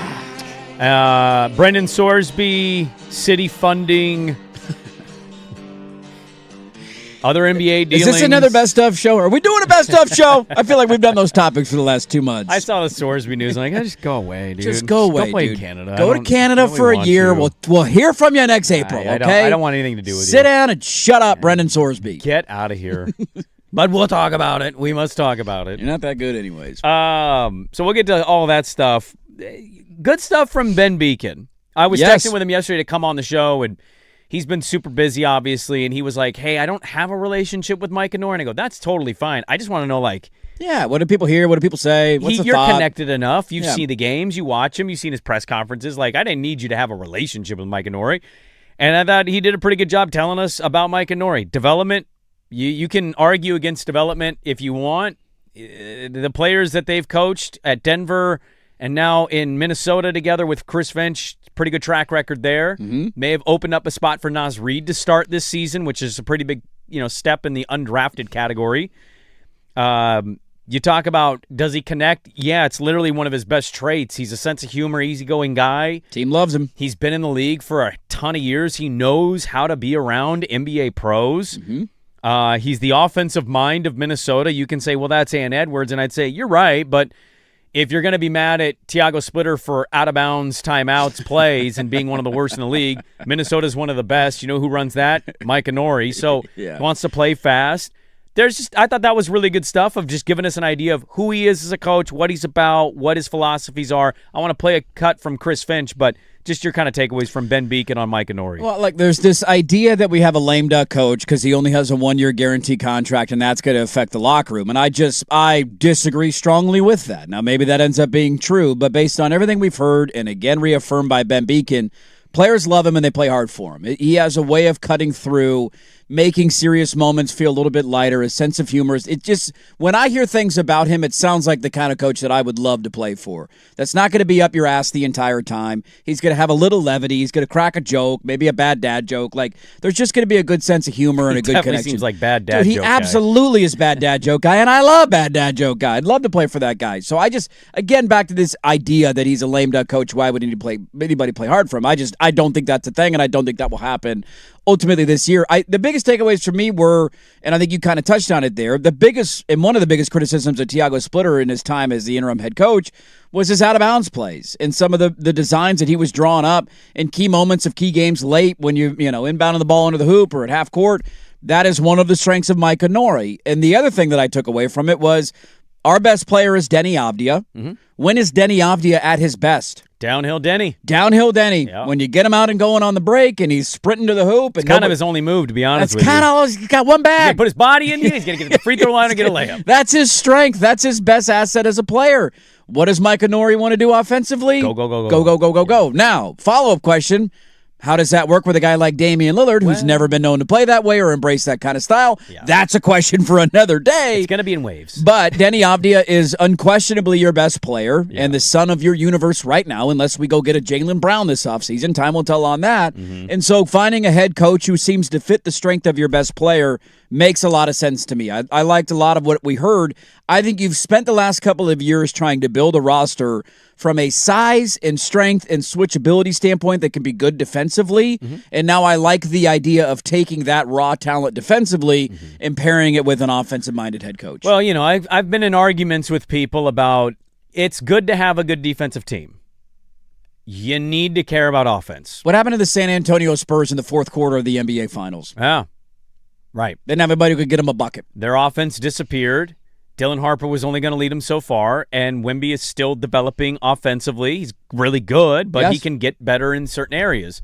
And I got in an argument with somebody like, dude, their defense could be really good. If you don't have a functional good offense, you're not going to be that great. And guess what hurt the Blazers this year? Offense. So, we know they have guys that can play defense. Well, now we need more offense. And by the way, I can already hear the rebuttal of the ATO stuff. with Splitter. Yeah, well, when Caleb Love is your ATO play and Ann Edwards is your ATO play. That's totally fair. I totally get it. Fair and valid. But, like, we also can't point at one thing and say, I don't know about this guy in this department. We tell you about that department and you go, well, is that really his, doing? And I'm like, you can't have both ways. So I came away and I continued to be, I'm looking forward to the press conference. I don't have emails anymore, I think, from the Blazers. I don't know who sends those because they fired those people. Yeah, the press release emails. So I don't know who that's going to come from if I'm still on the email server, but I don't know when the press conference is going to happen, if it's today, tomorrow, or Friday. But that's a good point. I'd imagine it's going to be happening this week. I can't find a reason why the hockey's done, so you're not distracted anymore. He's literally in Portland today. So and that's a whole other sense. segment. It would make sense to have it later this week. So, yeah, I'm just looking forward to the press conference. I think he is going to... This dude's going to be an absolute fan favorite. We fall in love with bad basketball players. If you give us the Ted Lasso head coach effect, and this guy's making funny quips and press conferences, the Ted Lasso interviews, dad joke guy? he is going. Dude, we are going to love this guy. Yeah, we probably will. He's going to. What's the joke he makes when somebody goes, Mike, a lot's been made about your contract around the league and how unprecedented it is. You know he's going to have a one-liner ready for He's going to have something. Right. Yeah. I don't know what it would be, man. That's why we're not Mike Honori and he is. Yeah, I can't come up with a one-liner, but I know he's going to have a great rebuttal to it. You know he saw all the reaction. Yes. And Chris Finch, we played it earlier, reacted to it. Yeah. You know he was probably like, oh, let me get ready for that answer. I'm going to start writing some material down. Let me play this very quickly. I'll be a little over by playing it. Here was Chris Finch, just the guy he's worked with for years on Mike Honori's coaching style. Yeah, I mean, certainly through a modern lens. He's got a great kind of balance between the freedom of the game, how analytics feeds into that, allowing players to migrate to their strengths, keeping things pretty simple. One thing I've been really impressed with him is game planning and defensively. He's been a large driver of our playoff game plan success. Everybody feeds into it, but we often give him like those game plans right out of the chute, and he just kind of has this knack of boiling down large or complex plans into really digestible pieces for us to understand and knowing exactly what we're willing to live with and what we're not willing to live with. And you have to do that in the playoffs. You have to do that every night, but in the playoff that becomes heightened. So I just love the simplicity of which he sees the game. How about that? Modern lens, analytics. Hey, by the way, a guest telling us he's really good on offense. Chris Finch himself saying he gets our defensive schemes in the playoffs. So remember we hired a head coach, gave a 5-year fully guaranteed contract because he was a defensive guru, and then we found out he didn't know how to coach defense? In the press conference, literally, I'm not a defensive coach. What? That was the whole argument for hiring you. But you played on the Pistons, so that has to mean you know defense. You were on the Pistons. You guys are good defensively. Isn't that how it works? Loaded third hour of the radio program. Your thoughts are welcome. 503-864-6326. It is a mail sack Wednesday since we were off on Tuesday. Dirt and Sprague hour 3 and 4 ahead on 105.1 The Fan.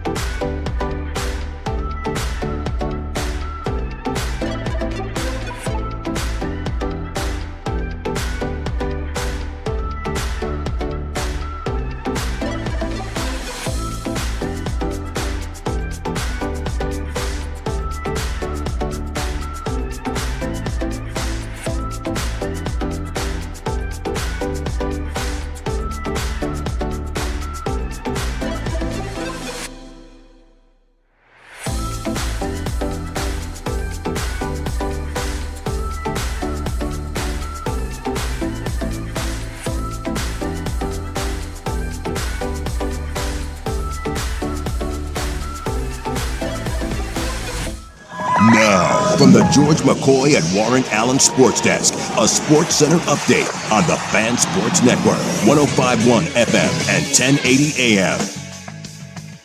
First on the Fan, NBA draft first round last night. A.J. DeBonta was selected first overall by the Wizards, first ever number 1 pick from BYU. Darren Peterson goes to the Jazz at number 2, Cameron Boozer to Memphis, Caleb Wilson to Chicago, and Keaton Wagler to the Clippers rounded out the top 5. The draft continues tonight with the second round. World Cup group stage action yesterday. Cristiano Ronaldo scored twice as Portugal dominates Uzbekistan 5-0. Ghana stuns England to a scoreless draw. Croatia edges Panama 1-0, and Colombia beats DR Congo 1-0 to advance to the knockout rounds. Your Portland Fire are back in action tonight, playing the first of 2 games in Chicago against the Sky. Tip-off at 5 o'clock. Coverage on 910 ESPN Portland starts at 4:45. Portland is a 3.5-point underdog. I'm Brandon Henson from the George McCoy at Warren Allen Sports Desk. Don't call your mom. Call George McCoy at warrenallen.com. This is the Fan Sports.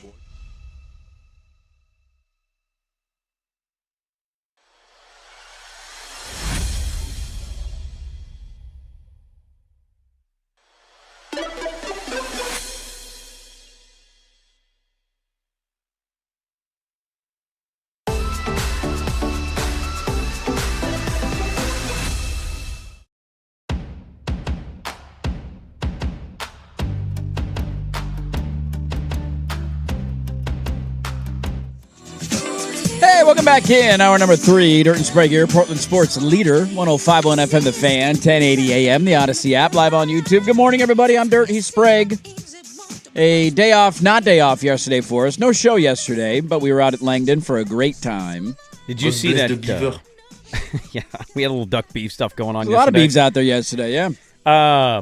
So we did our 9 a.m. segment. Yes, live from the golf course. And then our show time was done. And so right around the time of would have been Danny and Patrick's, or Patrick and Danny's show. Firm of Harris Emery. Yeah, yes. So Patrick and Danny. They wanted Danny to go live because Patrick wasn't there yet. And where the hell were you, Patrick? He was riding in on Sook's sidecar on his motorcycle down I-5. I heard he was riding bitch on the motorcycle. Hold on tight. Hold on. And Danny goes live. Did you see what happened? No, I did not. He talked for like 4 minutes, and then he lost the connection. Never got back on. He lost the connection? And he was like, you know what, another thing. Hello? Hello? It cut out. We've been there on a live show before. That's happened. When you don't have a hard Ethernet hookup to be live on the air, things can be a little spotty at times. Poor Casey. Yeah. We're not doing a best of for this segment anymore. Check that. We are doing a best of still for this segment. 4 minutes later, though, so good luck staying on the clock and piecing that all together. That's a great point. We had a great time out of the Fan Golf Classic. Hopefully you played this year. If you did not, you missed a wonderful time. You know what it was? Fantastic. It was fantastic. We had a great time. So if you missed it, sign up next year and come hang out with us at Langdon Farms. Lots still to get to in the next 2 hours of the show.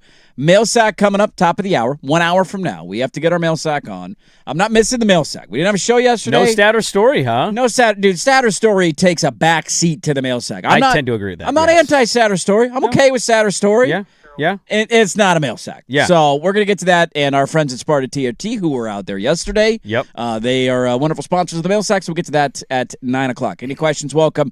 503-864-6326. There's a handful of other things around the Blazers that I want to get into, and we'll slowly do that as this hour goes on. Mm-hmm. But what happens when you don't have a show on Tuesdays is that you kind of end up missing on certain things.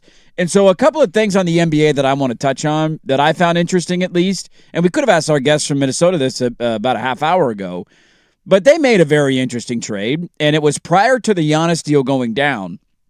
And it made people wonder, it kind of turned into the Windhorse thing of like, now, what are they doing this for? I certainly had that for at least 20 minutes. Like, they're gonna jump into this thing. They basically traded away a draft pick with Julius Randle to get rid of Julius Randle's contract, who has been a good player, but not, he's had his issues in places in terms of his shooting ability and whatever, different questions about how he fits and all that. He was obviously a part of the Cat trade years ago to Minnesota. They send him away, and he's going to go to Brooklyn now. And Minnesota cleared up some cap space, and just them, they're a very interesting team for me. They were in back-to-back conference finals. They have a guy who we all love watching. We love his personality. One of the most confident NBA players I would care to say out there in the league right now.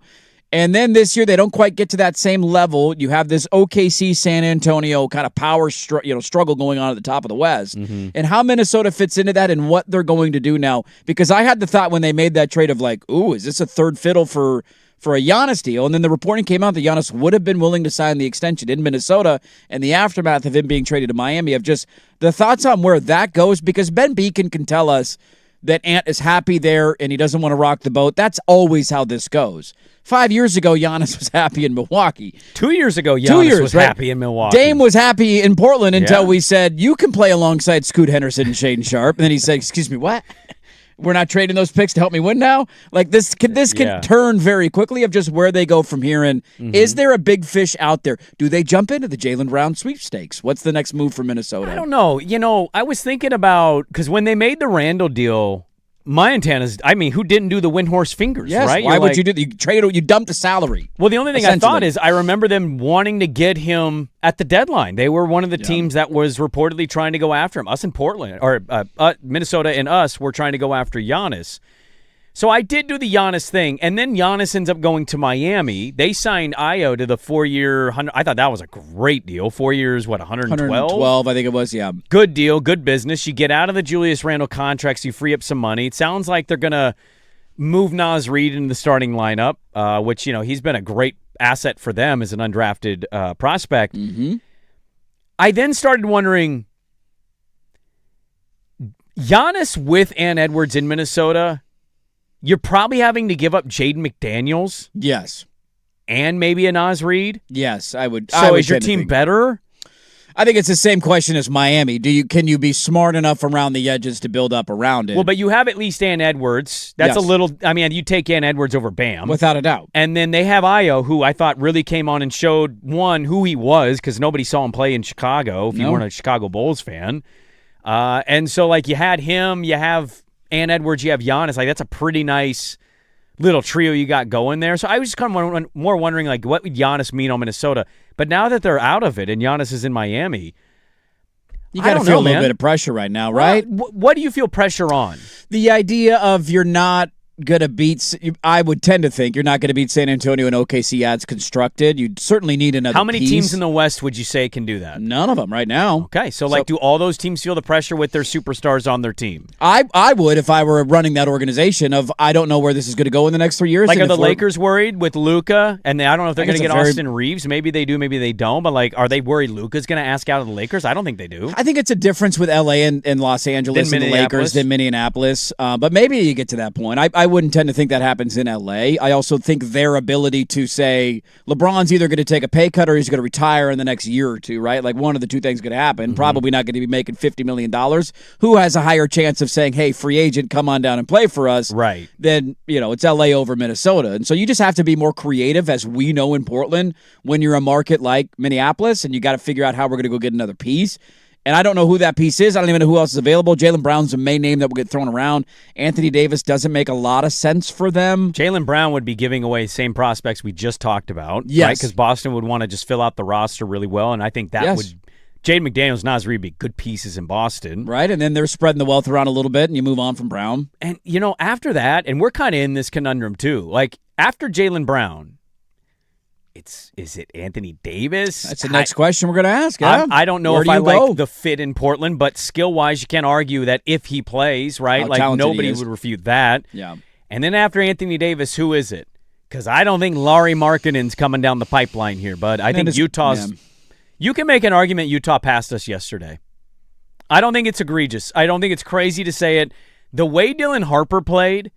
And I'm almost wondering, because of the way the league has always been more younger than it has been older, but the way that you're seeing young guys play now so quick, Dylan Harper blew my mind. It was probably the second biggest takeaway from the finals was, one, the Knicks winning it. Oh, my God.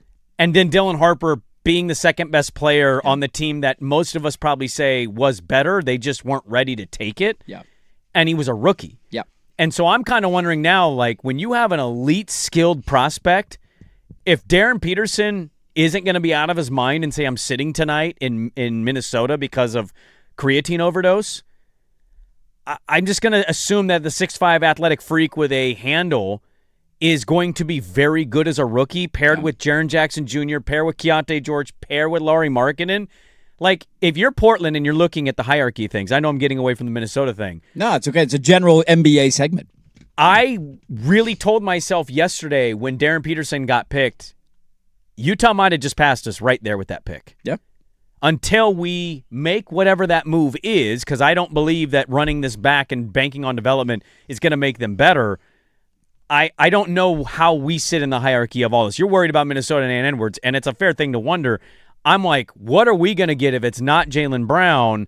Because after Anthony Davis, then who is it? Is it Herb Jones? Right, who maybe Trey won Murphy? 2 first-round picks. Is it 4 first-round picks for Trey Murphy? Is that the move you do? I don't know. I don't know how it stacks up, but it already feels like teams that were below us have at least caught up with us or are better than us, and I haven't even seen them play yet, but that's where my mind goes. And that's not even counting Dallas, who has Cooper Flagg going into year 2, and Kyrie Irving, who is back this year, who was not a playoff team, and they were behind you in the standings. I love their pick, too, and I think he's going to understand the system right away because he just played for the guy. And for obvious reasons, right? And the Utah point I'm with you on. Peterson's skill level is scary for the next level and what he can do. Yes. If he's able to screw his head on straight. And there's been guys, and we talked about this going into the draft, there's been guys over the years where we asked the question about them in college and it ends up being nothing. Like, to be fair, and I'm glad you brought up the player, and there were people who questioned Dylan Harper going to the NBA. He played at Rutgers. Did he even care? Jimenez Bailey didn't make the tournament. Didn't even make the tournament. Like, people saw him warm up and said he's not even trying hard, and this isn't going to translate to the NBA.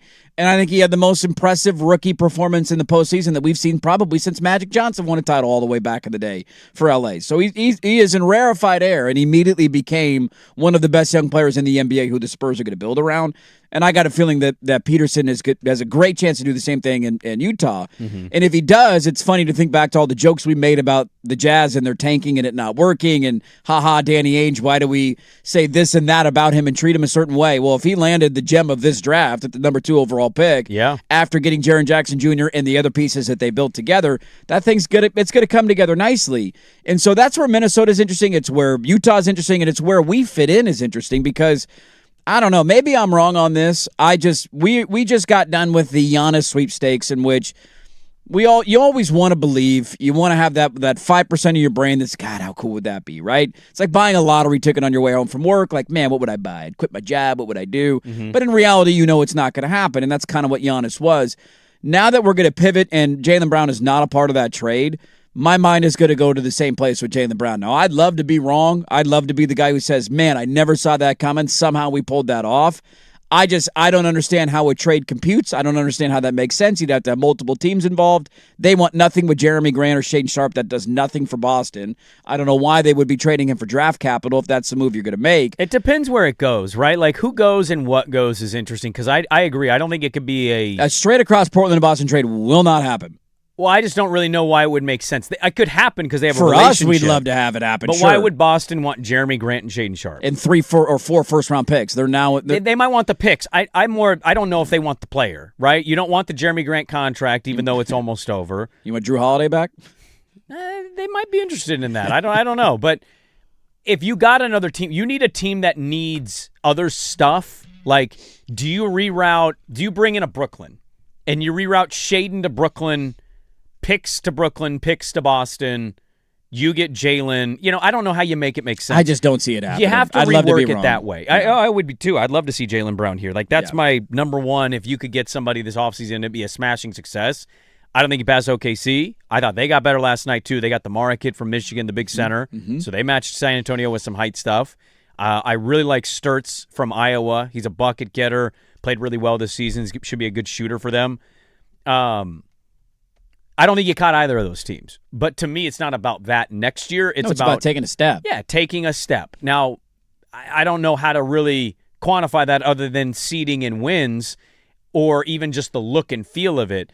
But it's more like, who is it going to be that they go get? Because I'd love to get Jaylen Brown. I think the Jaylen Brown segment is out there of like, what the hell is Boston doing? Brad Stevens saying, oh, he's a big part of our future. Like, dude, you've tried to trade him twice. You've been dangling him in trades for years. Actually, 3 times. Because Anthony Davis, Kevin Durant, and now Giannis, you've tried to trade him 3 different times, and he's done nothing but help you win. Seems like that's a divorce that's going to happen. I just don't see us being a part of it. Well, as everybody's noted, wait for Jaylen Brown's next stream. What's he going to be on that? What's he going to say? Because he's going to say whatever he wants to say. Brad Stevens ain't telling him what to say on that live stream. So it's more about like finding that piece that makes sense, and the pick stuff continues to be fascinating to me. I see Blazer fans tell me it's gold. I see other people saying Miami's picks are actually better for Milwaukee than their own picks. So I still don't know how to properly gauge the pick stuff with the draft stuff. There wasn't a whole lot of trades outside of teams moving down or moving out. Right. So you have no big movement there. Who is it? I don't know, and I don't know how you do that in the West to keep up with some of the juggernauts. Minnesota's, the Lakers. Let's not forget the Nuggets, by the way, who did lose in the first round, but they still got one of the best players yes, they do. in the world. I believe San Antonio will get better, and I think OKC's going to be roaring right back into the thick of it, if not the best team in the regular season. So it's going to be tough. You got your coach. Who's the guy that's going to help you get better while some of the teams below you have gotten better? It seems like the two big names on the board for Portland will be Anthony Davis and Trey Murphy, as we've all kind of known that those two names were worth monitoring. What's the asking price for each of them? Who knows? Again, I don't see the Jaylen Brown thing happening. I don't understand how that would make sense for Boston. I don't blame you for getting off of that. Yeah, that was always about him going to Milwaukee and Milwaukee saying we'd rather rebuild through draft capital. Then it makes sense. That trade from Milwaukee to Portland can compute in my head of, all right, you take an expiring Jeremy Grant deal, you get a young player in Shaedon Sharpe, and here's all your draft picks back. Good luck with your tank. We'll take the player to win now. Boston is going to, if they're going to trade Jaylen Brown, which I wouldn't be surprised if it happened because of what you talked about, he's not going to be happy. He's going to say stuff on a stream. They were going to trade him for Giannis Antetokounmpo. They were going to trade him for Anthony Davis prior to the injury-riddled seasons, or Kevin Durant. Those are the kind of players that he's in the conversations with. You know who's available, by the way? Who's available? Kevin Durant. Hey, let's go there. Maybe that's the trade they make. Finally, and he ends up going in Houston. That actually would kind of be a trade that made sense for both sides to a certain extent. So we all know that the pivot will be Anthony Davis or Trey Murphy. What the package would be to get those guys, I don't know. Another guy thrown out there yesterday, and they want 2 first-round picks for him. Hold on, do we know that's the pivot? I don't know. I think we're running with the pivot. The assumption pivot is I just don't know who Anthony else is Davis. available from a sizable name other than those guys. Well, look, I'm asking you to choose between two guys you probably didn't watch a whole lot last year, and most people didn't watch because the team sucks. Would you rather have Herb Jones or Trey Murphy? it's a guy I was going to ask about. New Orleans listening to offers on Herb Jones. They want 2 first-round picks for Herb Jones. I would do that. You would do that. Yeah, but I'm notoriously not good on gauging trade stuff.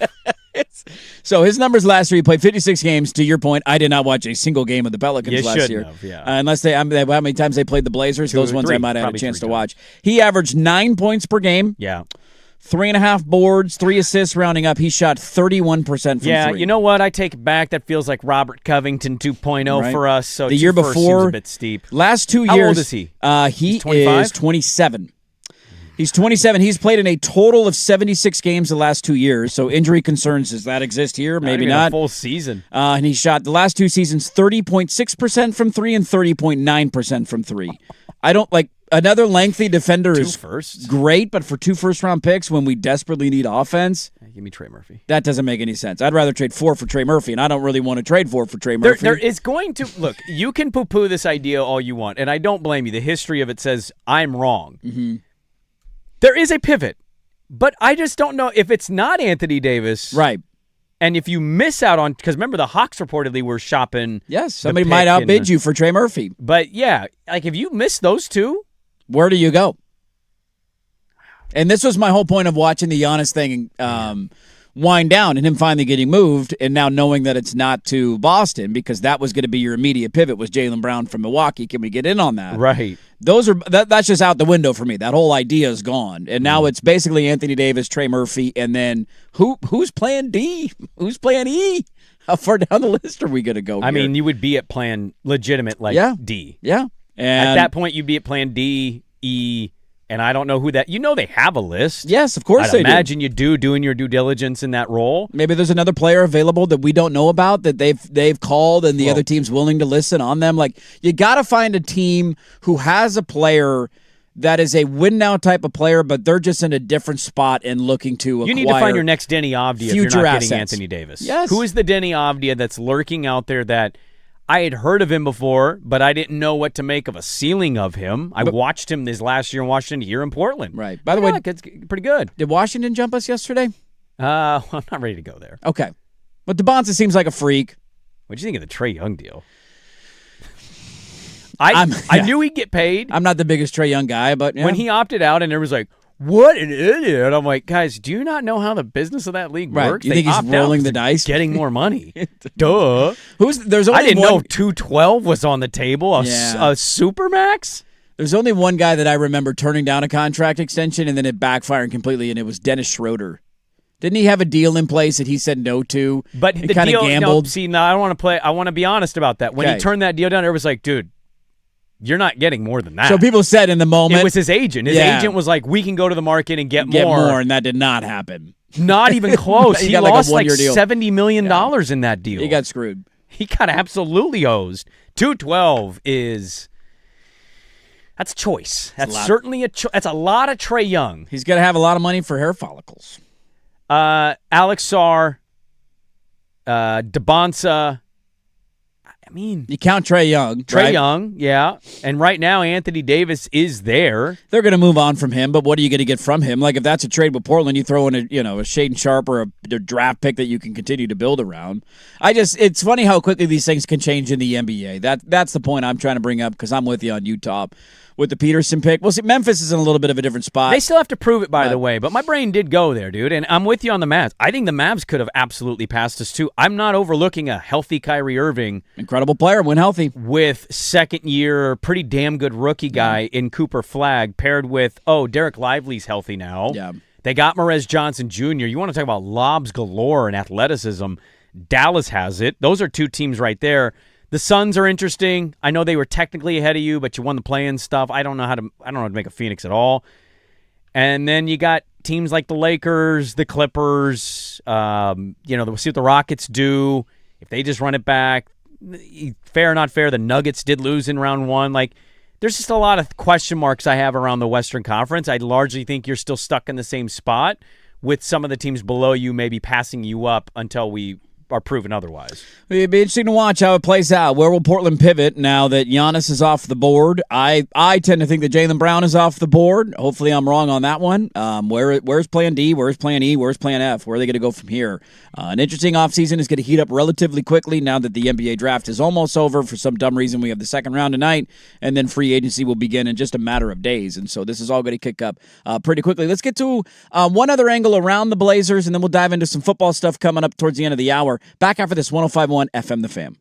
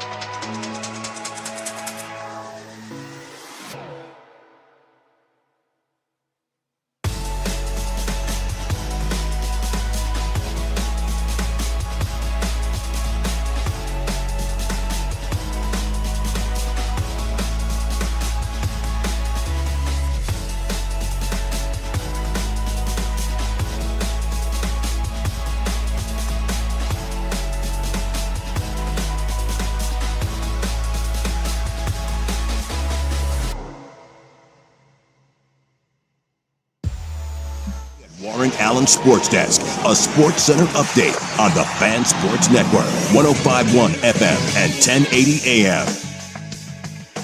First on the Fan, NBA Draft first round last night. AJ DeBonsa was selected first overall by the Wizards, first ever number 1 pick from BYU. Darren Peterson goes to the Jazz at number 2. Cameron Boozer to Memphis, Caleb Wilson to Chicago, and Keaton Wagler to the Clippers rounded out the top 5. The draft continues tonight with the second round on ESPN. World Cup group stage action yesterday. Cristiano Ronaldo scored twice as Portugal dominates Uzbekistan 5-0. Ghana stuns England to a scoreless draw. Croatia edges Panama 1-0, and Colombia beats DR Congo 1-0 to advance to the knockout rounds. Your Portland Fire are back in action tonight, playing the first of 2 games in Chicago against the Sky. Tip-off at 5 o'clock. Coverage on 9:10 a.m. ESPN Portland starts at 4:45. Portland is a 3.5-point underdog. I'm Brandon Henson from the George McCoy at Warren Allen Sports Desk. Don't call your mom. Call George McCoy at warrenallen.com. This is the Fan Sports.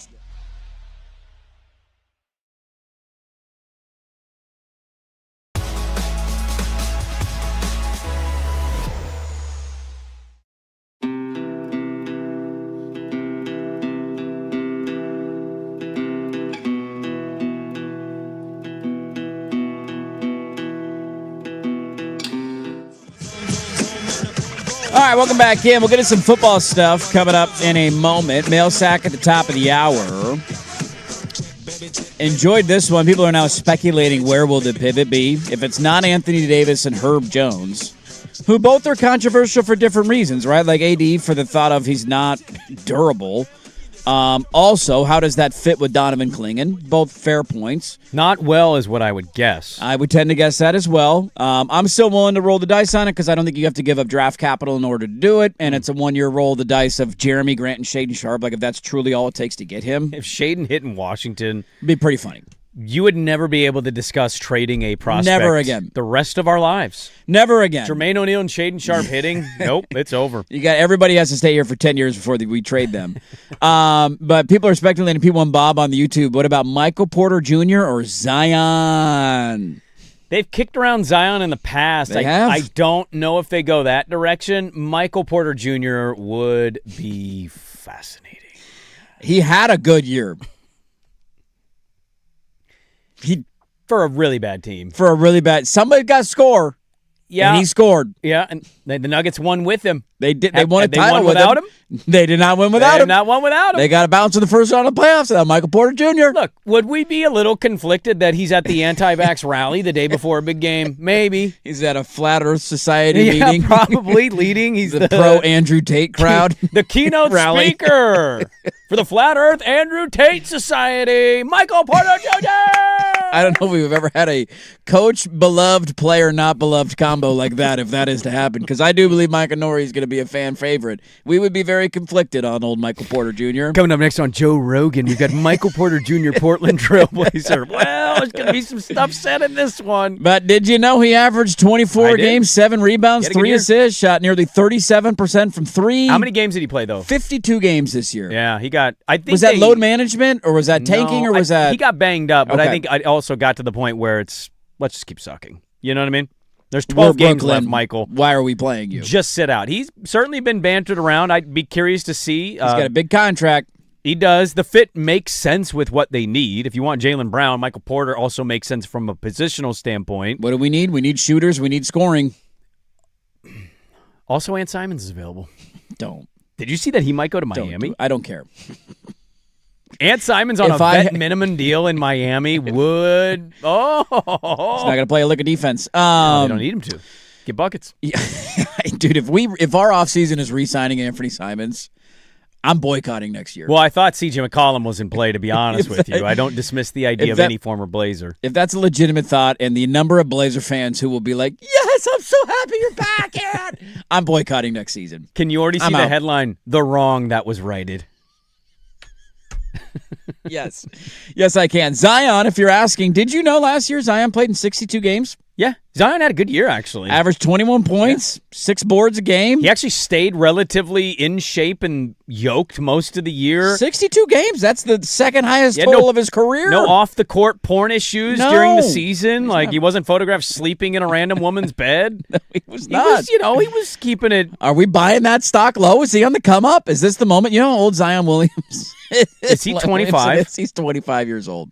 That's nuts. He's 25 What are his years career averages? I'm assuming you have his reference up. His career averages are 23.8 points per game. Yeah. 6.4 rebounds, 4.1 assists, 32% from 3, 59% from the floor. Charles Barkley said it, and I've agreed with it a couple years ago. His rebounding numbers are so embarrassing bad. You cannot be that big and athletic and only average 6 a game. Tend to agree with you. I'd like to see that number ticked up, but dude, he's such a physical presence.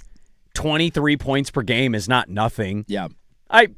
Those aren't bad names to throw at us. If you're talking about plans D, E, F, right, G, and the asking price won't be quite as high. Like Zion's not going for 5 first-round picks. If Herb Jones is 2, what's Zion asking for? The Pelicans are going to play high on Herb Jones and his 9 points per game. There's a balance there, though, isn't there? Like, if Zion's 2 years younger than Herb Jones. Yes, he is. And he's a better player. The ceiling is certainly higher, but there's also risk involved in that, right? Like all the stuff he's been through. And I don't know about his ceiling. I think he's at his ceiling. I think Zion is who Zion is. Well, can he stay lean and can he stay durable for a stretch? Certainly. That can make his that not necessarily being a better player, just being more available, I guess would be my thought on the ceiling. So there's a couple interesting thoughts on the pivots where they go. Nobody has any clue how it will play out, but we should be getting answers relatively soon, and at least we finally have a head coach. We got that going for us. Yeah. One last bit on the Blazers. This is kind of a double whammy from yesterday and then leading into today.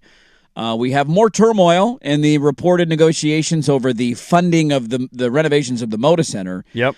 Yesterday, this started to get bantied about and debated. The Blazers were supposed to send a representative, and they did not send one at the last second. The Oregonian reached out for comment on why that happened, and they did not have an answer on that. Now, the aftermath of that is that Tom Dundon will be in front of business leaders in Portland today, highlighting the arena deal and what they're going to put into it and what they want it to look like and the goals and the expectations and all of that. So for the first time, we have Tom Dundon making a bit of a rare appearance in Portland in front of business leaders. I don't know if anybody from a media standpoint will have access to that. I don't really know how any of that works, but I'll be curious some of the tidbits that we get out of it. Mm-hmm. We also had a letter written from Keith Wilson, who absolutely lit into none too happy that Keith Wilson, the city council members and Multnomah County leaders. And just to give you a gist of it, like he took a steaming dump over any sort of pushback against this and the ideas that we don't have a return on an investment and that the city or the county shouldn't be paying for this. There's this thought of taking money from the Clean Energy Fund and using that to help fund from the county perspective, also the sale of the Blazers. As we highlighted, they're getting somewhere in the range of $45-50 million just in the tax dealings from the sale of the Blazers from Jody Allen to Tom Dundon. They're going to use that. And so it just turned out to be another interesting day where we're getting this actual debate going on now in real time in front of, city council members and in front of the county about how this is actually going to look. And the mayor, to his credit, I don't know what the public perception of Keith Wilson is and what his approval rating is. But what I will say, at least from this standpoint, I'm glad at least we have somebody in charge of this city who is taking this very seriously, who is he lit into, there's this guy, and I think he follows our show page, but he lives in Brooklyn. Eden Krolowicz? Yeah, he started this don't get ripped off Rip City website. And then in the article, it turns out that this guy's trying to basically contract himself out to the city for a fee. He wants to provide analysis of recent arena renovation deals around the U.S. and help suggest that Portland could wind up giving too much for too little in return. So basically, he wants to be the analytics for them. Yes, and he had a bid in front of the city. The Oregonian finds out about this. They reach out, and he's like, well, actually, no, I'm not. I'll say no. I'm not going to work with the city. It's a conflict of interest. Like, every pig's trying to get fat off the trough on this thing. Oh, yeah. Which is the way that politics works. But, Look, I don't know much about Keith Wilson. Kudos to him, at least, for taking this issue seriously, because it's a very important issue for me that we get this done and we don't lose the Blazers. But we got old Tommy D in Portland today, man, talking to business leaders. What did you make of County Commissioner Megan Moyer, who slammed the proposed use of the tax proceeds for the money? Yes. She said it could be spent on other public services. She said the county is expecting $78 million deficit in its general fund over the next 4 years. And she said, quote, well, what these funds provide are services to our most vulnerable. They are seniors. They are people with disabilities. They are people who cannot access health care. They are children. Please, Tom Dundon, strike a fair balance. Look, I certainly understand the argument that Dundon should be putting money into this. The pivot and counter to that is he doesn't own the arena, as we have highlighted a million of times. It's very odd when people react and they're like, pay for your own arena. It's like he doesn't own the arena. It's our arena. The Blazers sold the arena to the city of Portland for $1. You got they have paid for everything for 40 years. When was the arena built? 1993, 94, 92, whenever it was. The Blazers have paid for literally everything that has gone into that. Paul Allen, I should say, paid for everything that went into that. They sell the arena for $1 to the city. You now own it. It is your responsibility. Now, how does I think one of the biggest things that they need to figure out, and I have no clue how this stuff looks behind the scenes, like when there is a concert at the Moda Center. Yeah. Where does that revenue go? So here it is. So the Moda Center attracts more than 1.4 million visitors a year and generates more than $600 million in regional economic activity every year. The hotels that are booked, the events that you have. Moda Center event goers often patronize local restaurants and bars and stay at local hotels before and after attending an event spurring economic activity. 2/3 of visitors to the Rose Quarter come from somewhere other than home or work. Yes. And 40% go directly to other establishments after they visit the Moda Center. So pretty big. Like this whole idea of what the return what's the return on our investment? I got those numbers, by the way, that's at the return. K2's website. Okay. So that's in the article for the funding stuff. They give out the raw numbers of what it means economically every year. 1.4 million visitors, 600 million to the region, and then 40% going directly to other establishments, and 2/3 of visitors coming from somewhere other than home or work. Yeah, look, I give Keith Wilson credit for trying to get creative with this clean energy fund and saying let's take some money out of that, because technically part of the arena upgrades will be modernizing making it a more energy efficient building. Climate Pledge did that. Climate right? Pledge That's how did they that. built that. Yeah. No doubt about it. And the other reported money from the county side was going to come from an existing 2.5% tax on rental cars. Yep. Which, all right, I don't care. And the $45 million, or a chunk of that, or $50 million from the tax proceeds of the sale again of the Blazers from Jody Allen to Tom Dundon. So I'm glad that this seems to be kicking up a little bit, and we're starting to get debates. The mayor is driving this home, how important this issue is. I thought it was a pretty bad look for the Blazers, of all the things to be critical of them yesterday, to have these hearings, or whatever you want to call them, these meetings going on, and the Blazers said they were going to be there and they no-showed the meeting. That, to me, isn't a great look. You didn't have a first-round pick in the NBA draft last night. You were literally doing nothing. You could have been at these meetings. Not even a press conference. Not even a press conference. You could have been there. Now, the pivot is that Tom Dundon will be there today, and I'm glad that he will be there today. I think that's their response. Like, you can say that that's not a good look, and I'm not going to argue with that. Yeah. I know Orem said as much. But, like, if Tom Dundon's showing up and he's going to speak or at least be in attendance to talk with these people once it's done, I think the rebuttal for them is, well, today is the day for them, not yesterday. But to your point, still could have had a It representative. doesn't have to be Tom Dundon. It could have been anybody there. Yeah. Well, I mean, look. Could have been your president. Could have been anybody. I think part of the Tom Dundon stuff, aside from contracts and cheapness, is I'm curious to see how the organization kind of runs in other areas. Like, the good thing I think talking with listeners at an event like yesterday is you get to kind of get a feel of what people do and what industries they're in. And we heard some interesting things about relationships with the previous iteration of ownership in the Blazers front office. Yeah, what's not being written about is how truly, truly awful the last ownership administration was for the Blazers in the business sector. Yes.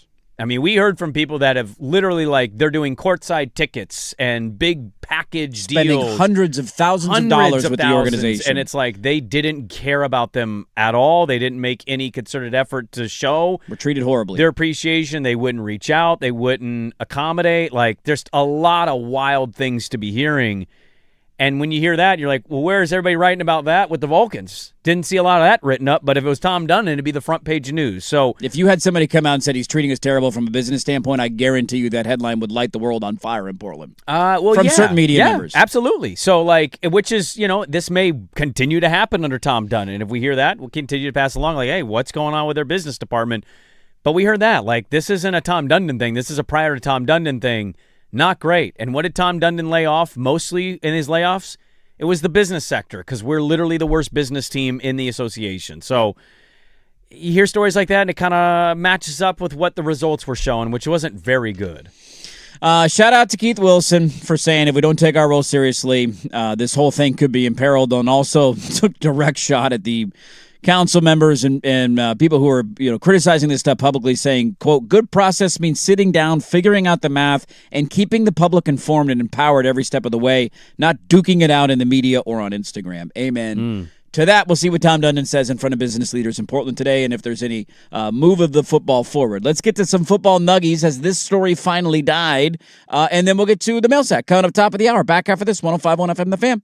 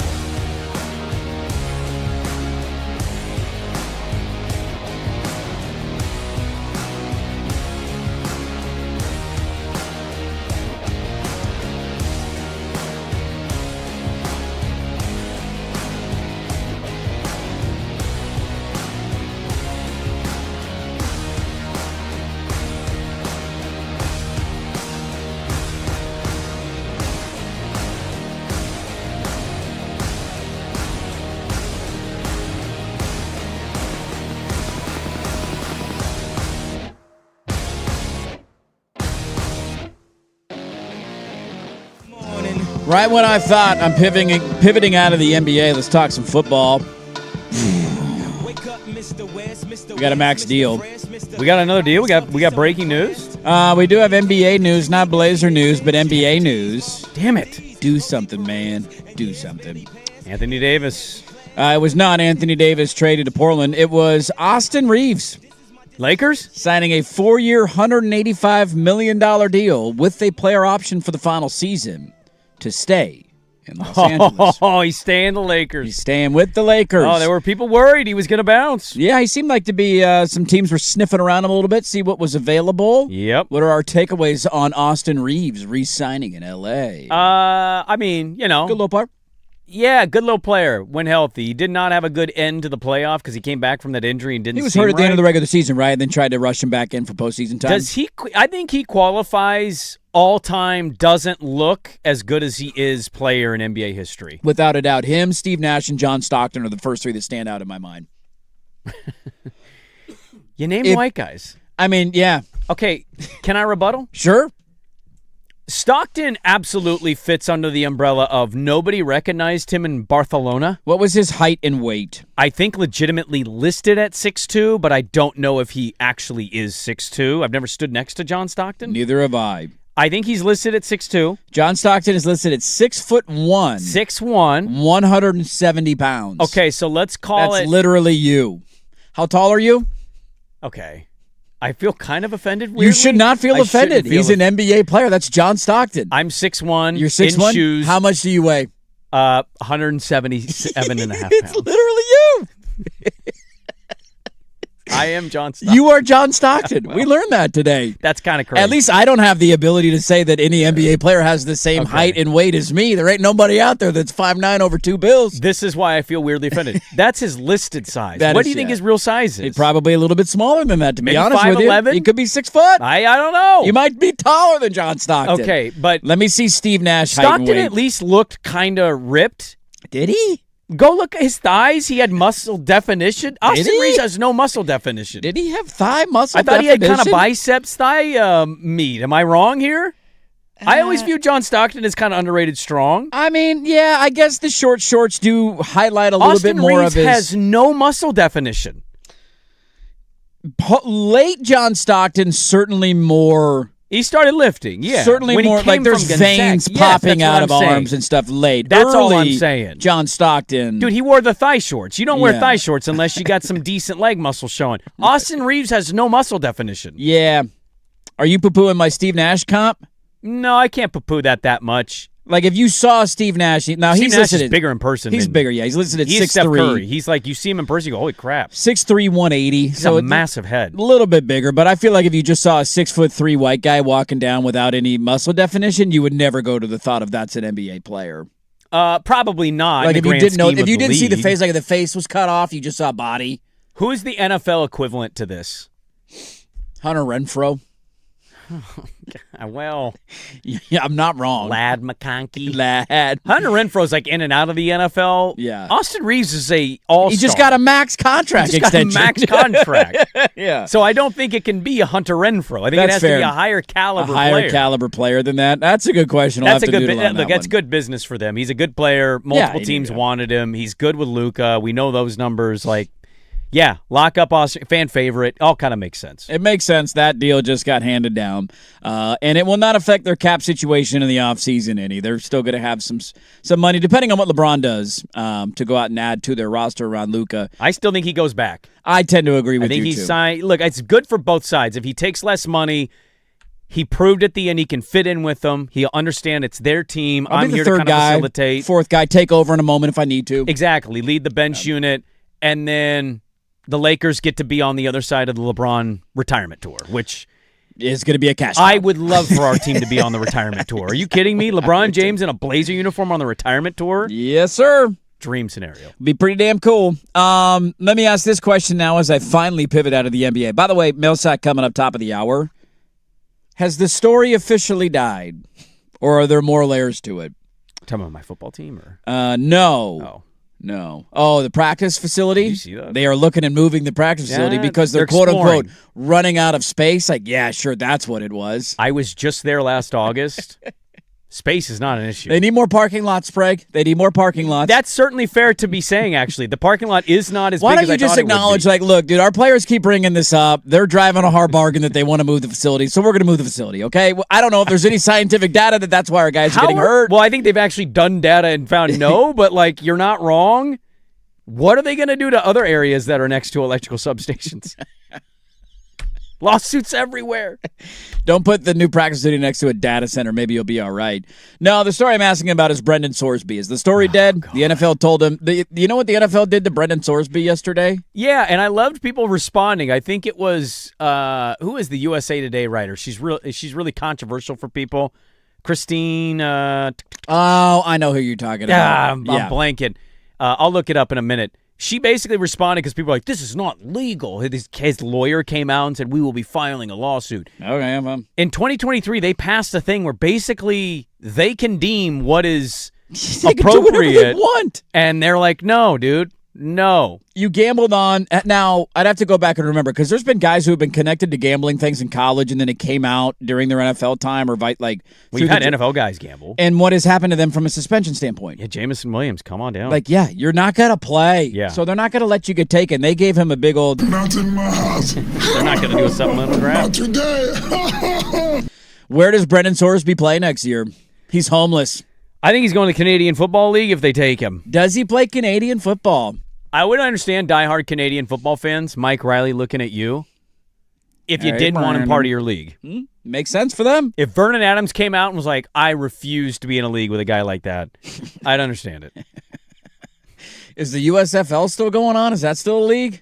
They would absolutely do it. They would take him in a heartbeat. Because you would get at least people would 300,000 people going, what is he? Yeah, the NFL had a very stern statement. Statement? Yeah, they said his application carries with it a lot of issues. Core of the game integrity issues. You think? Like, yeah, dude, you can't gamble. It's a very long written statement, and they go into a bunch of basically the letter. The petition provides no information regarding the future basis of or timing of the NCAA's decisions. Public sources indicate the determination declaring the permanently eligible player. They're basically just saying we're not going to allow him into the supplemental draft, and so I don't know if it's dead. He's Christine probably Brennan. Christine Brennan, yes. Yeah, thank you. Will he end up playing in the USFL? Who the hell knows? He ain't playing college football next year. He ain't going in the supplemental draft. And so Brendan Sorsby will be homeless potentially for one full calendar year before he is eligible from an age requirement to be into the NFL draft next April. Just go away. Just go away, dude. We're tired of talking about you. You're not that good anyways. Go back into rehab. Your 2 weeks of rehab or should not be over. Why don't we try that one again? Let's go back into rehab. Check back with us in a couple of months. We have a lot to get to in the final hour of the show. A few more thoughts on Mike Nori. Got to answer our poll questions of the day. One of them, do you care about the contract details of the Blazers' new head coach? Yes or no? You can go vote at Turton Sprague on Twitter.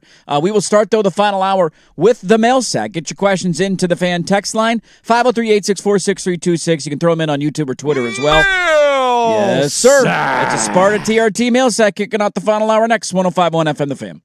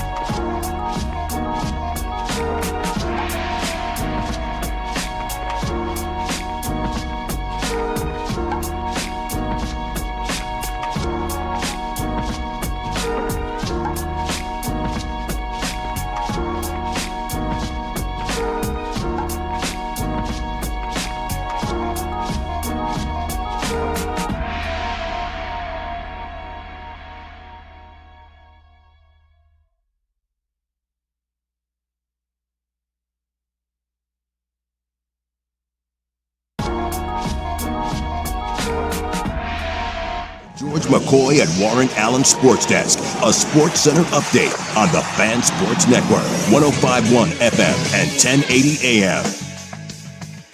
First on the Fan, NBA draft first round last night. A.J. DeBonzo was selected first overall by the Wizards, first ever number 1 pick from BYU. Darren Peterson goes to the Jazz at number 2, Cameron Boozer to Memphis, Caleb Wilson to Chicago, and Keaton Wagler to the Clippers rounded out the top 5. The draft continues tonight with the second round. Also in the NBA, Shams Charania reporting Lakers guard Austin Reeves intends to sign a 4-year, $185 million max contract with a player option for the final season to return to Los Angeles. Reeves was the Lakers' second leading scorer last season with a career-high 23.3 points per game. World Cup group stage yesterday, Cristiano Ronaldo scored twice as Portugal dominates Uzbekistan 5-0. Ghana stuns England to a scoreless draw. Croatia edges Panama 1-0, and Colombia beats Congo DR 1-0 to advance to the knockout rounds. Your Portland Fire are back in action tonight, playing the first of 2 games in Chicago against the Sky. Tip-off at 5 o'clock. Coverage on 9:10 a.m. ESPN Portland starts at 4:45. Portland is a 3.5-point underdog. I'm Brandon Henson from the George McCoy at Warren Allen Sports Desk. Don't call your mom. Call George McCoy at warrenallen.com. This is the Fan Sports Network.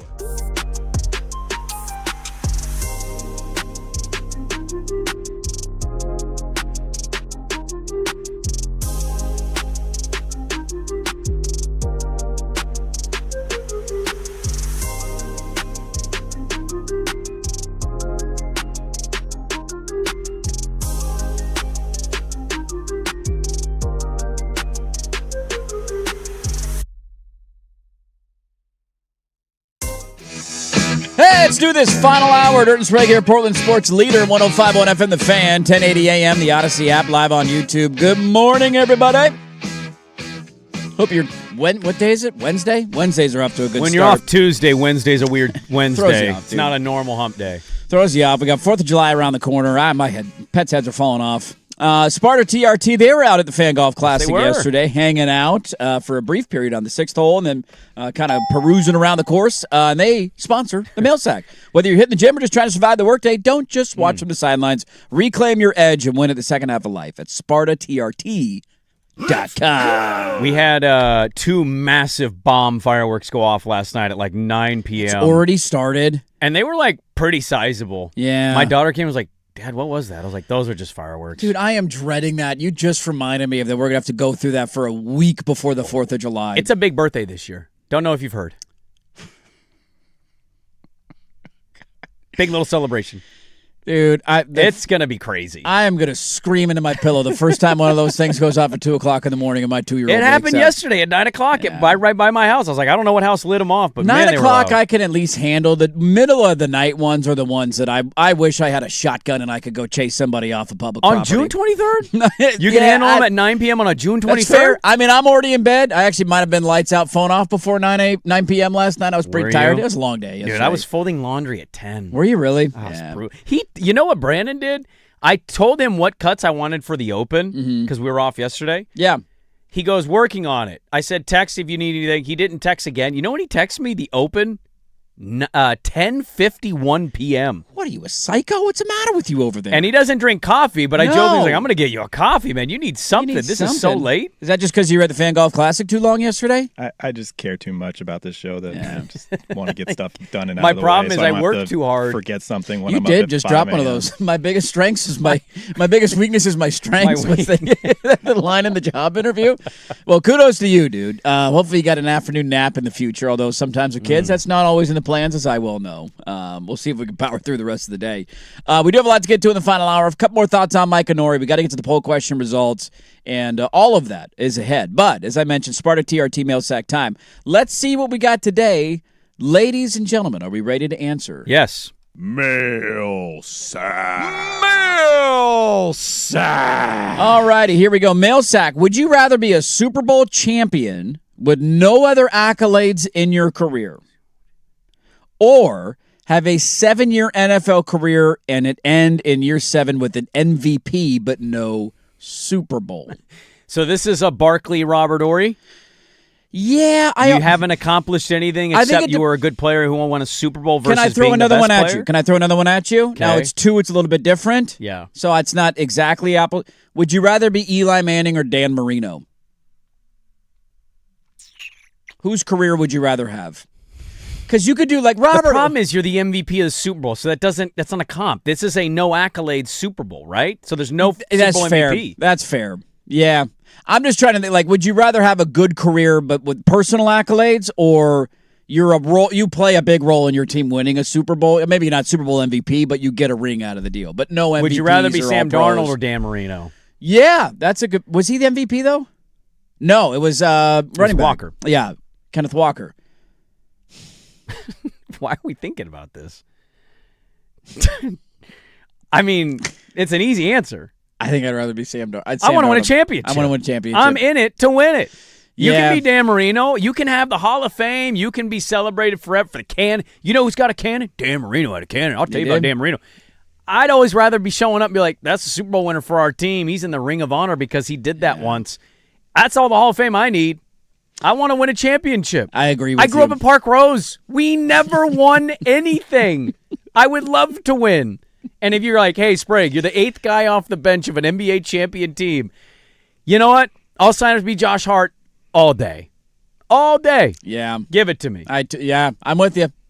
Yeah, Brandon? give me the ring. Give you the ring? Give me the ring. Size up my finger. Give me the ring. Yeah. That it is. The Marino comp is tough, just because how good he was. I mean, he's amazing. We're he's not considered I'm not one of the arguing. great. Like you're considered one of the greatest Yeah. of all time at your position, and I would argue our position's dumb, and you should take Marino over being Darnold. But don't mean a thing if you ain't got that ring. I mean, even the Eli comp, right? Like Marino is better all time than Eli Manning. It's not even a debate who the better quarterback is.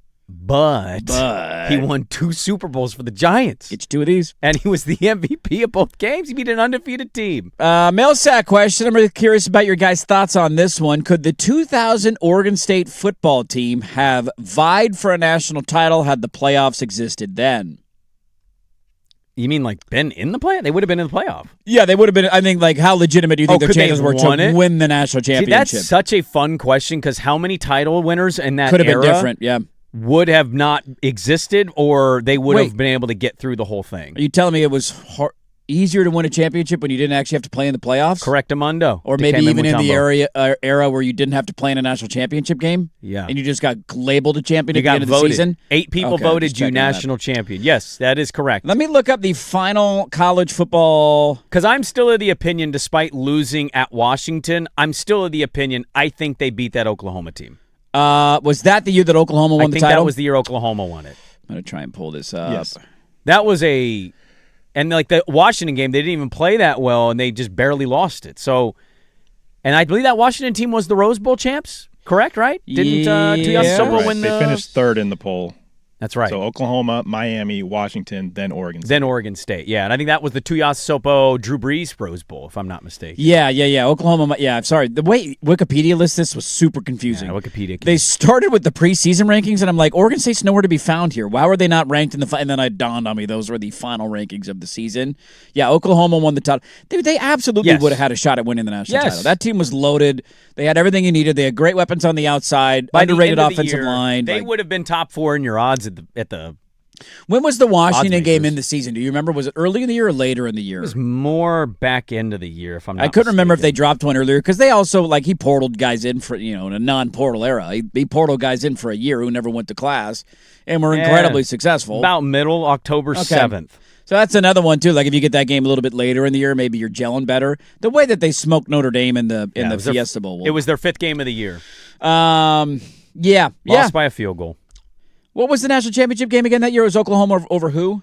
Who did Oklahoma beat? Do you guys remember? Didn't they smoke whoever they played? Was it Nebraska? No, it wasn't Nebraska. Miami finished 2nd in the final poll, but Miami wasn't in the national title that year. Washington finished 3rd, Oregon State 4th, Florida State 5th. Could have been Florida State, maybe? That sounds right. That was the Josh Heupel national championship, if I'm correct. It was, yeah. The Josh Heupel. That was the only one Stoops won at Oklahoma. It was And that Florida early. State, yeah. Was it Florida State? Winky won the Yeah, that's Heisman right, that because Florida State the year before won it, I believe, over Virginia Tech and Mike Vick. Wasn't that the year before? Or was that the next year? Again, that sounds that right. sounds right. Check that. Because Florida State got one in that run with Peter Warwick and those guys, and they beat Vic in a national title game. I just couldn't remember who Oklahoma beat that year. By the way, I guess I have that score wrong. This says ESPN.com. God, this is you want to look at an old ESPN website. You What's should the click formatting the one of that looks like? Dude, the format is crazy old. 13-2. 13-2 was the final score? Meeting. What? For the national championship game? I don't know if this website's right. There's no chance that was the final score, right? Well, didn't who was the blanket on the coach of Oklahoma that year? Bob Stoops. Stoops. Didn't he make a 13-2 joke when Oklahoma won the baseball title? He maybe. Let's see. Box score from 2001, January 3rd, 2001. It was 13-2. 13-2 was the final score of the game. Why do I not remember that game at all? Holy hell! How is that possible? What a bad game. Chris Winkie was your starting quarterback. He was horrendous. He threw 2 picks. Yeah, Josh Heupel was the starter for Oklahoma. Yeah, dude, if the final score of the championship game was 13-2, Oregon State would have won the national championship. Those ones always sting the most. Like, Oregon had years like that where they missed out on a title. Like, I still, to my deathbed, will go down saying the best Oregon team of the Chip Kelly era was the first year that Marcus was the starter, and they lost the game to Stanford late in the season, that knocked them out of the title game, and then they played Kansas State in the Fiesta Bowl, and they smoked them. Was that the Zach Ertz in or out game? That was the Zach Ertz in or out game, the DeAnthony Thomas not blocking downfield game, and they lost, 17-14, I think it was, in overtime. It was their only loss of the season. That team would have won a national championship because it would have played Notre Dame in the national championship. And Manti Te'o and his fake girlfriend. Yeah, I saw the Stoops 13-2 post, and I just was like, And now I'm seeing, it just doesn't feel real. Yeah, that's really I'm weird. Trying to double I don't check remember and that triple game. check. I remember moments from the Florida State-Virginia Tech game because Michael Vick being in the title game was such a big deal. They ended up slaughtering them in that They game. ended up beating them. 46-29 or something like that. Yeah, they were. Virginia Tech was a bit of a Cinderella story. I was a huge Peter Warwick fan as a kid, too. Yeah. So I was all in on that Florida State team, and Mike Vick was so much fun to watch. So that one I remember. I don't remember a lot from the Florida State-Oklahoma game. 13-2. Do you imagine if we got one of those at a national title game right now? We'd be so upset. What was our game of the century? LSU Bama was that 6-3 or 9-6? Nothing but field goals. Yeah, it was a field goal fest. 1 versus 2. Les Miles versus Saban. Mail sack question: would leaving Cleveland help or hurt Shedeur Sanders' chances of becoming a successful NFL quarterback? Oh, successful's tough. What team could he go to be a backup where he'd be primed to relieve the quarterback because they sucked? Oh, this is easy. Who do you got? Jets. Yeah. We also don't know if anything will come from Geno Smith's offseason. You mean moments the second right now? investigation that they're now doing because of the social media pressure? We're not quite sure exactly where that's going to go and how it will look in the months to come. So yeah, if there's anybody that says put Shedeur in to get the crowd off my back and not be fired, so I can point to a young quarterback, it's Aaron Glenn and the Jets. Yeah, it's without a doubt the right? Jets. There's no question about that. I don't really know what to make of his chances to be an NFL quarterback. I was not super high on him coming out. I don't think there's a lot of skills that, or a lot of weaknesses, I should say, in his game that don't translate well to the NFL. He holds on to the ball far too long. He doesn't have a very quick release. There's just a lot of things that, that's not going to trend well at the next level. And I thought you saw that. Now, to his defense, Cleveland is dog-ass, and there's not a lot of pieces there. Their offensive line wasn't great. The coaching situation wasn't great. What's his record? Was he 3-4 or 4-3?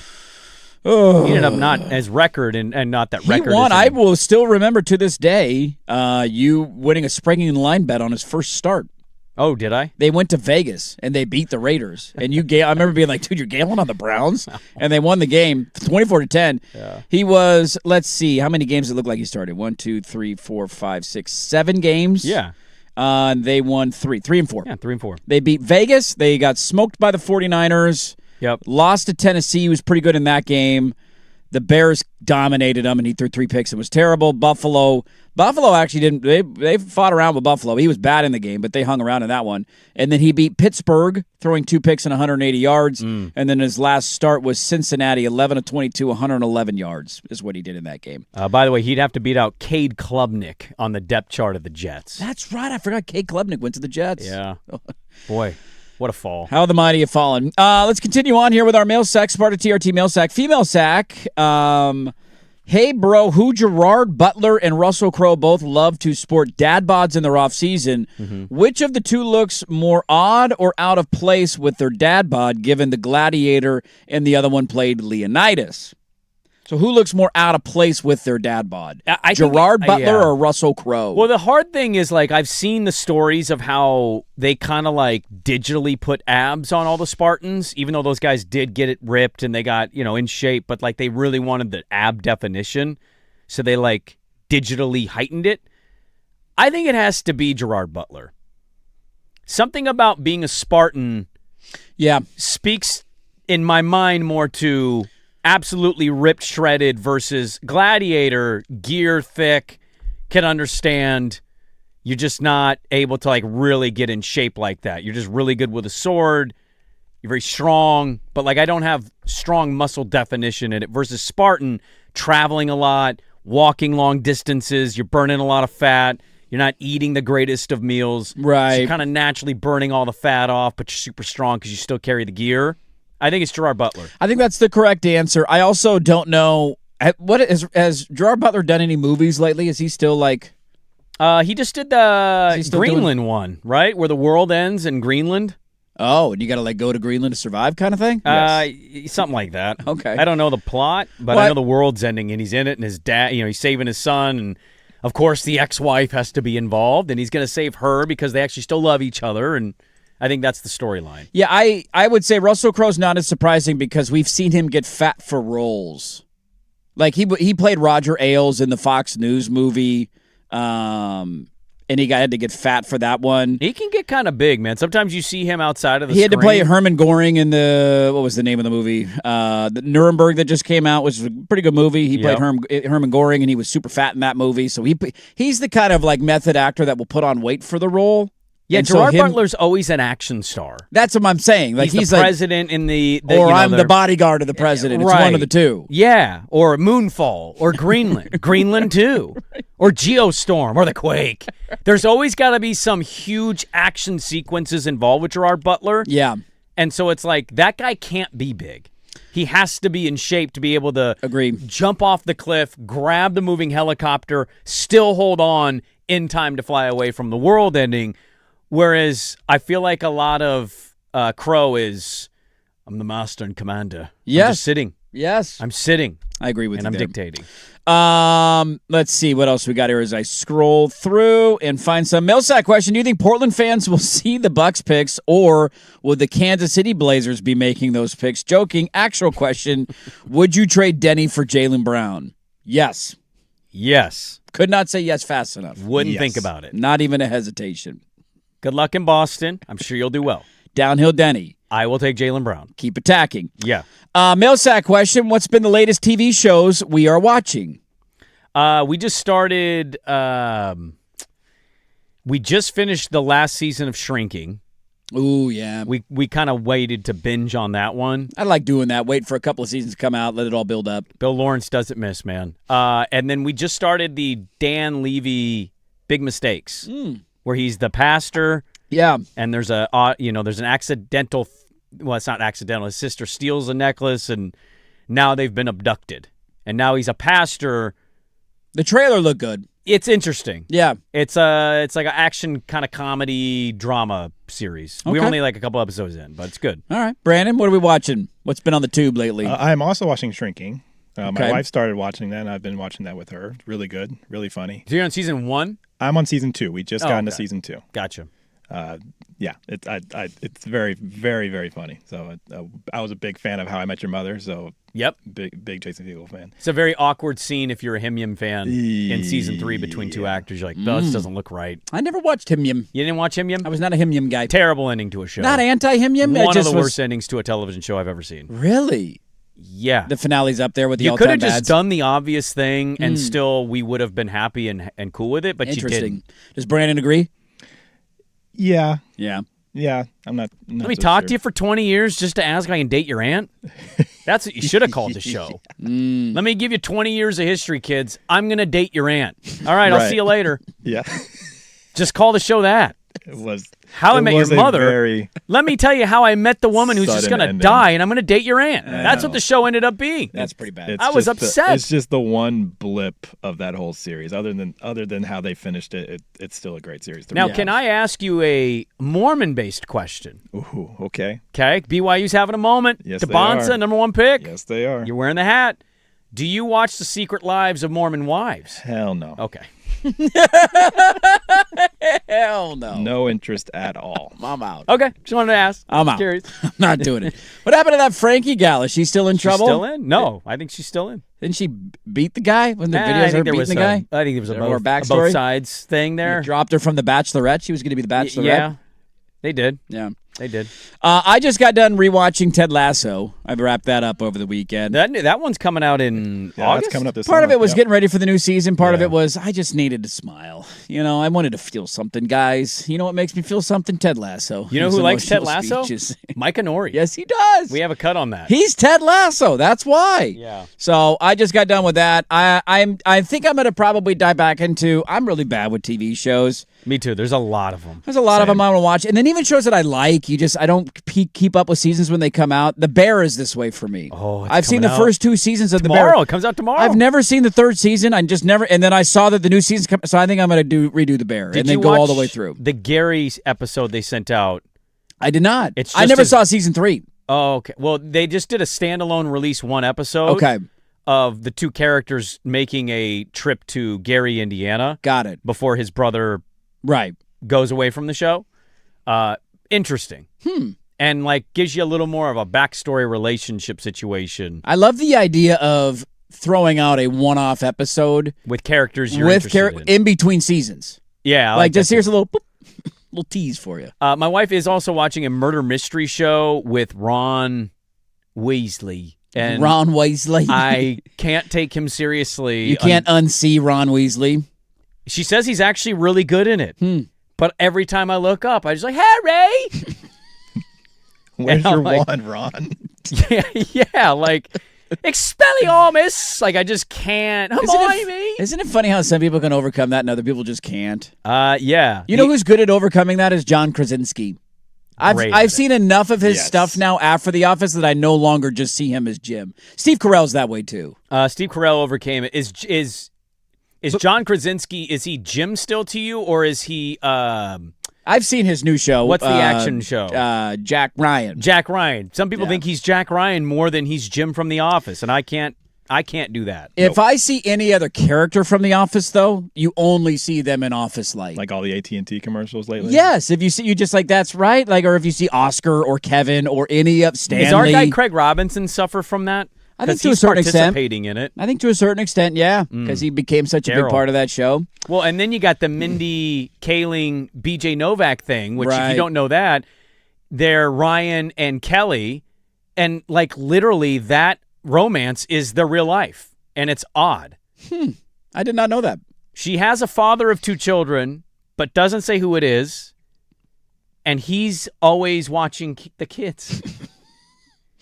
It's Interesting. fascinating. It's very now I know why it was so easy to write that relationship into the Well, show. but there's no relationship according to they're just best friends. That's funny. They're just best friends. It was, by the way, total side note. We're already against it. We'll get to more mail sack coming up next. You had asked the question on Monday about the ex-husband and the social media post, or the ex-wife and the social media post on Father's Day or Mother's Day, and we had a listener chime in and say that literally just happened to me. He was at the golf tournament yesterday, and it was one of the I think highlights we of need the day. to talk about it. It was one of the highlights of the day was getting the insight of okay, how long have you been separate? Okay, how many? It was blowing my mind, and he didn't even really know how to react to it. It smelled like I miss you, but I didn't want to say that to him. Yeah. But I think he got He that. didn't want to get into it. He was like, I don't want to talk about it. We will not name names. But he did not do a Mother's Day post for her, and then she did a Father's Day post for him, and I'm like, oh, that's a little uncomfortable. This is awkward now. But I'd didn't like do more. one the first year post divorce. No, not last year. He didn't get one, but this Second year he got post one. divorce. That was one of the highlights of the day. Was that guy coming up saying, I was the guy that texted that in. Let's talk about it.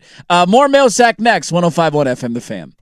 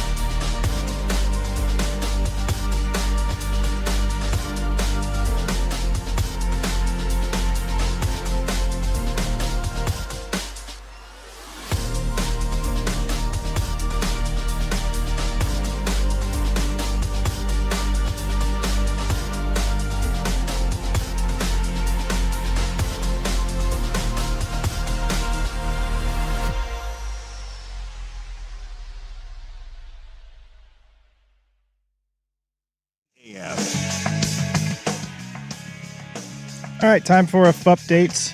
First on the fan, England with a draw to Ghana yesterday in the World Cup. It was the third largest FIFA World Rankings difference in a World Cup match. England was 4th in the world, Ghana 73rd in the world. And Ghana had a chance to win the game if the refs don't call. They should have called a penalty late in the match. Oh, we missed a call late in the game. It was pretty blatant. Like, wow. I feel like that's happened a lot in the World Cup so far. Just a lot of missed calls, but crazy game. Ended in a draw. England now in a fracas trying to get out of the group. Yeah, England getting in a draw with Ghana has a lot of people in England doing this. Maybe you should have put on Morgan Gibbs-White on your team, you idiots. Ooh. He was only one of the best players in the Premier League. Just an utterly stupid decision by them. Go USA. Can he overpower a witch doctor, though? Well, it's hard to overcome that one for anybody. How about this one in the animal kingdom? Have you ever heard of the Luber grasshopper? No. The Luber grasshopper lives in the tropical Amazon climate, and it's pretty huge. Baby alligators have the wherewithal to practice their hunting skills specifically on this bug. And what they do is they sneak up on it, bite it, chew on it for a second, and then release it. And the bug stays alive. The reason they don't eat it is because it's filled with massive amounts of poison. Ooh. Somehow these gators just know practice biting, hunting, and then don't eat this thing. It's kind of a crazy little thing they've learned. The catch and release of the wildlife program, basically, to teach the gators how to hunt. A lot of bad stories around college athletics lately. This was one, at least one ray of sunshine, if you will. We constantly bitch about kick times, like it just doesn't stop. It never ends. We complain about it too early, too late. I don't play here, play there. UTEP is playing San Jose State on October 17th at home. Okay. And they are allowing, I don't know how this works with their TV contracts. Maybe it's on like a Mountain West streaming site. I don't know. They are allowing their fans to vote on the start time of the game.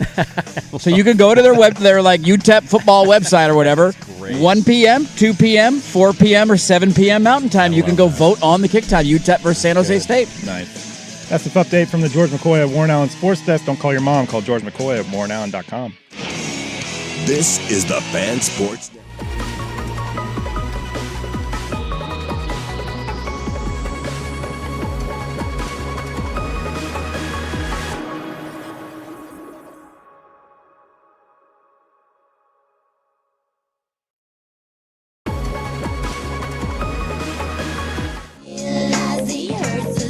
All right, welcome back in. We'll close up with some Micah Nori thoughts, a little more audio from him. Poll question of the day. All that is around the corner.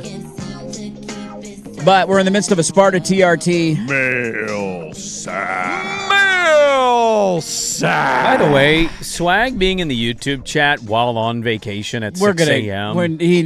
Yeah, this needs to get talked about. I when he predicted this comes back. perfectly. He can't unplug. He needs to stop texting us. I almost am refusing to text him back over the principle of, stop it.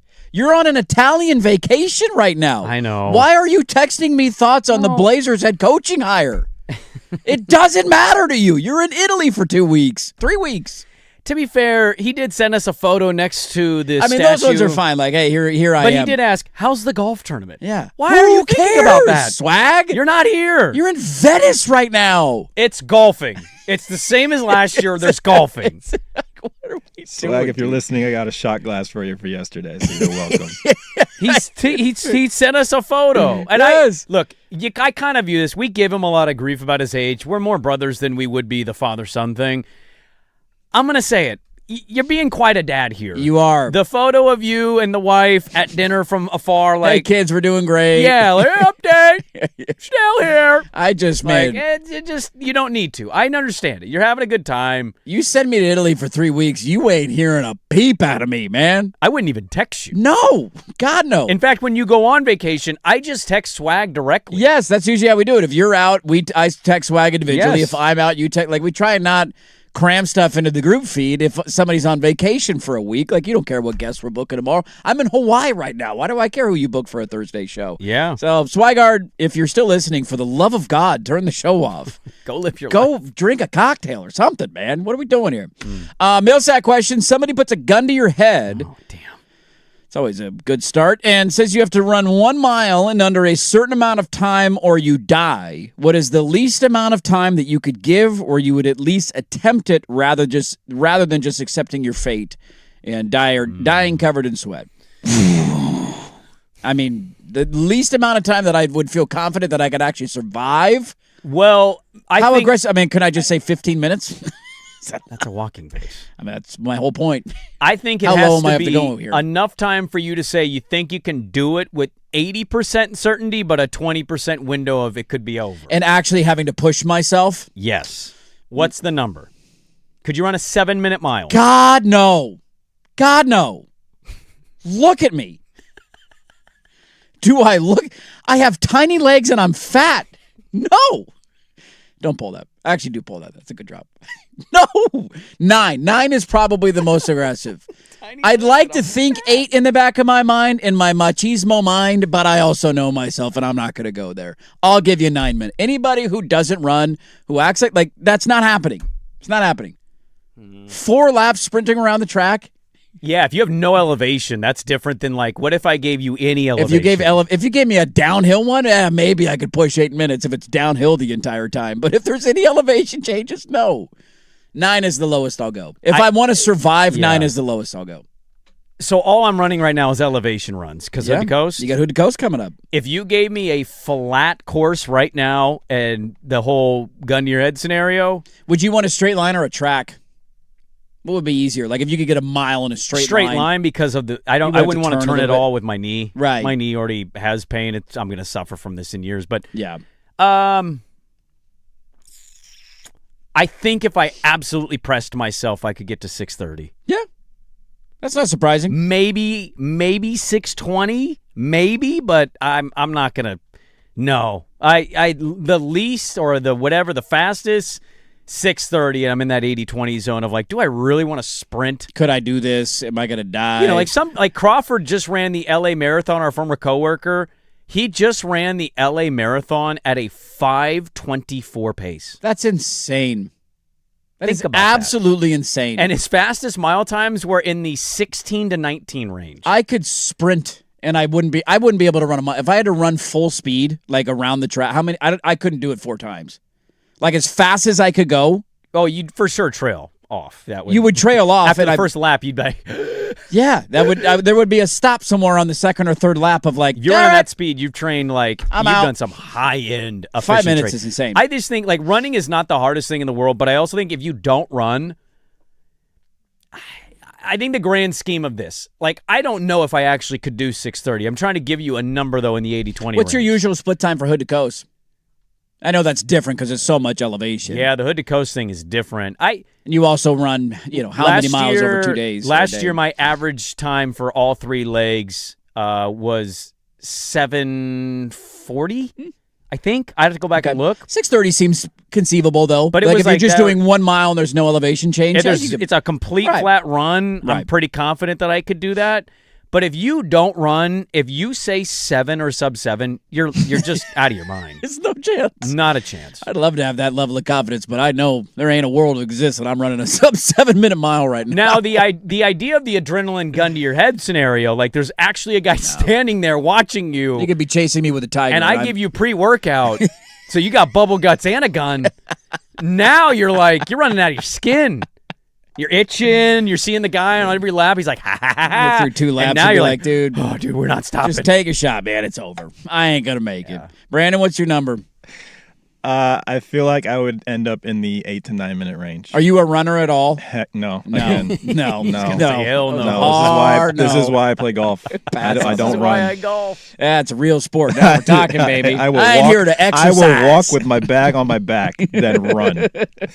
That's good exercise. Let's see here. Late mail sack if you need more. If you weren't an American rooting for the USA in the World Cup, what country would you want to support? Scotland seems fun. Argentina has been fun to watch. I love the Norway rowboat. That's awesome. Ooh, Norway's a good one, too. Their then you got- post-win row the other night was solid. That was Yeah, like against 2 nights Senegal. ago. Yeah, that was cool. by the way, great match. That That was. came down to the wire. They got a late goal and extra time. They almost got the header to tie it with like a minute left in the match. Great match. Holland had 2 goals. Anytime you get the stars showing out, you feel good about it. That's a good one. Scotland's a great one. I'm going to go default Japan. Yeah, you go 25%? Yeah. Okay. Lean into it a little bit. Okay, that's not a bad answer. Brandon, who are we rooting for if we're not rooting for the United I States? don't know. That's a tough one. Because I really don't have any other like Norway's is Nationality international- ties or whatever, I yeah. no other ties. Norway feels like they could win because of how good their top-end player is, and Yeah. I love the rowing. The rowing. Yeah. It's cool. They would be a fun fan base to be a part of. For go sure. jump in the Scotland mix as of- well seems like they have a fun, Scotland's good old enjoying. fun time too. You know what? I'm going to throw one at you after yesterday, and we can almost talk about it for a moment Ghana? here. You going Ghana? I'm going witch doctor, dude. Them having some witch doctor standing in front of their section who's like blowing smoke at the camera, putting curses on players. I'm all about it. Remember the wrestler? And Harry Kane, this witch doctor, like for those who didn't see this last night, Ghana's playing England, and it ends in a 0-0 draw. Nobody can score. Harry Kane has a moment where it's like a ball bounces to him, deflects around, and he's like 6 feet away from the goal. It's Harry Kane, too. With Harry Kane would and shot it I'm not going to sit here and act like my fat ass would make that easily because I certainly wouldn't. But from a professional soccer player standpoint, that's a makeable shot for them. Yeah. And he airmailed it over the goal by 20 feet. And this was after the witch doctor said I'm putting a curse on Harry Kane. So I'm riding with the witch doctor the rest of the way. Give me Ghana. So before I knew him as the Godfather and the Ho Train, my introduction into the WWF, you speak of witch doctors, was Papa Shango. You remember him? I do. Were you old enough for Papa I Shango? do. I remember the very tail end of Dude, that. talk about creepy. The Undertaker came out, lights went out, he's the dead man walk. Yeah. Papa Shango was Eyes going in the back of his head. Papa Shango was more scary to me. He had the face makeup of the witch doctor. Yes. He had the voodoo stuff. He's the bones around the neck. Dude, I was uncomfortable seeing Papa Shango. So you give me a witch doctor around there, and you've already scared the living hell out of me. I want to get one of those. Can we hire the Ghana witch doctor needs to hire himself out now.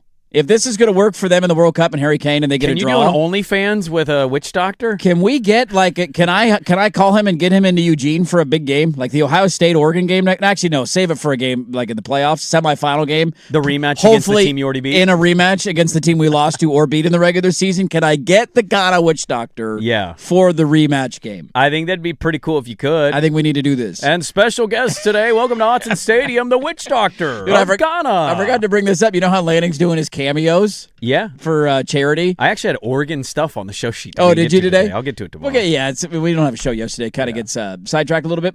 Somebody bought my brother-in-law one for Father's Day. The cameo? Because the kid's doing a couple of weeks, and so he got a Dan Lanning cameo. What did he? We need the audio. I can send it. I don't know if I have time. I'll send it to Brandon right now. Yeah. I'll send it to him. We'll see if we get it for the final segment. That's awesome. All right, hold on. Give me a second. How ecstatic was he? It was funny. It's about a minute long, I think. Also, has there been a bigger transition of I'm a voodoo witch doctor wrestler to I'm running the hoe train? That is a bit of a pivot. Papa Shango to the Godfather? That is a bit of a pivot. That's a huge pivot, man. That's a Euro step. You're doing things that don't make sense to us. That's a travel. That's not a step back. I don't know if you're going to be able to pull this. Do I need to send it via email? Would that be easier? Because I literally just email's better. All right, hold on. Just send it.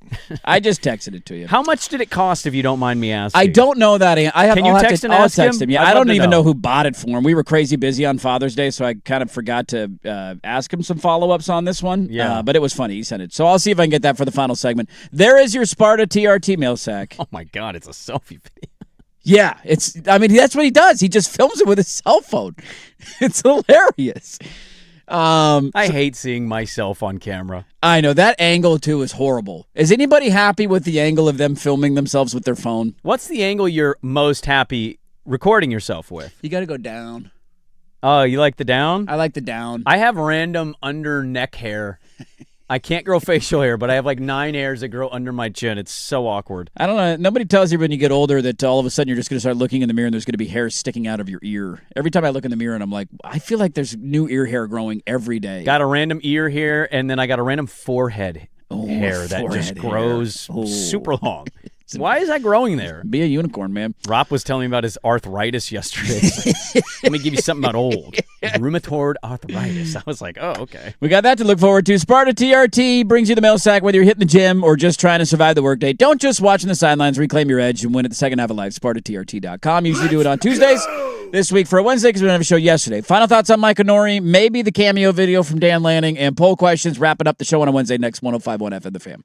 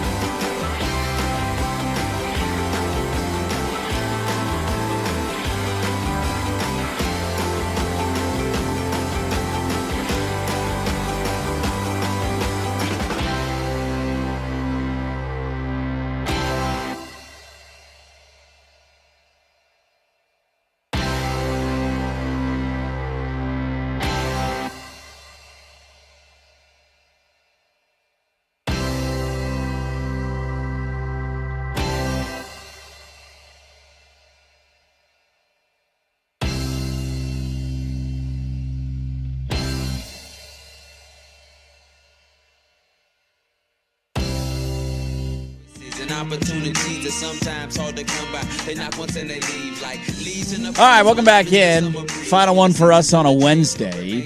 Lots of leftover stuff in the notes we didn't get to today that we'll get to tomorrow. Was the Dante Moore billboard in Japan part of your duck notes? No, actually, I have the "You're going to win the national championship" in my notes. Oh, okay. Thank you. I won't get into any more. We'll Are save you it a for witch? tomorrow. Are you a witch doctor? I am not. You're not a witch doctor. No. Okay. Did you travel into the future with Biff Tannen and put a ticket on the 2027 Oregon Duck National Championship? You know what? If it brings me the power of Biff Tannen, running casinos and sleeping with Marty's mommy, I'd run that casino. I mean, I'd do the Biff Tannen thing until they shove me off the top of the building. I just wouldn't be Biff Tannen. I'd just be the super rich guy who created Lugal. I'd like to think I wouldn't be Biff Tannen, but, money can change people. We have to get, by the way, we have to find a way to get "I'm fat with little legs" as a drop. I mean, that was exceptional. Did you like that one? I mean, you got to be honest with yourself. I know who I am. Yeah, I appreciate honesty. I'm a pretty good golfer. I got that going for me. Running, ain't my strong suit. Running's not easy. Running's not easy. It's also not easy when you have my body composition. Again, tiny legs and overweight. Long legs, you can get away with it. You got a long stride. You know how many more? If it would be a funny study to do for each of us to run a mile and to see how many more steps it takes for me to run a mile than it does for you.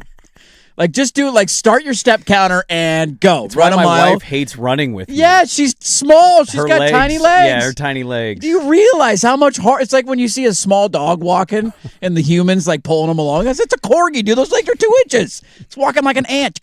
So you're a corgi. I'm a corgi out there, okay? I ain't a greyhound. There you go. It's not me. Well, I more think I'm a lab, but You're more lab. You think I'm skinny like a greyhound. I understand. I get it. Got a bit of lab vibe over there. All right, quickly, let's get to our poll questions, and we'll see if we have time for our. Are we going to get it in time? You think? Yeah, maybe. Okay, get it ready. We got multiple audio we can get to in the segment. We do. I always shut down my computer, so I need somebody else to play them. I got it. Let me get to quickly though our poll question of the day, and it is on X every day. Brought to you by our neighborhood restaurant group, and they bring you dinner tonight at one of their 5 locations: San Diego's Big's Chicken, Reverend's Barbecue, 808 Hawaiian, and Laurelhurst Market Steakhouse. We asked last night, or I should say Sprague asked last night, where did this go? Do you care that the Blazers gave new head coach Mike Onori a 1-year guarantee on his 3-year deal? This is I don't know what Twitter did. We're actually getting accurate vote counts now, so much appreciated. Thank you for that. Almost 600 votes on this thing, and the vote has not changed from earlier in the show. 80.7% of people, rounding up to 81%, say no, they do not care what the contract of Mike Onori is. But agents are not happy with him. Agents are not happy.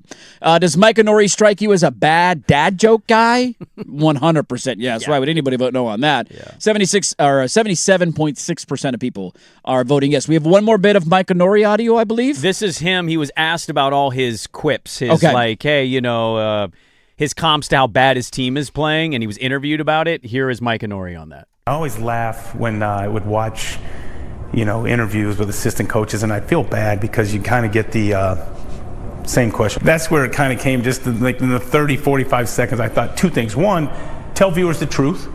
What's really going on. Hey, our defense stinks. Our defense is great. And then the other thing is to try to have a little bit of levity or humor. Just, again, over the course of 7 months and the monotony of the game, it's fun to break that up. We saw emotions. We saw things getting a little bit chippy. What did you see?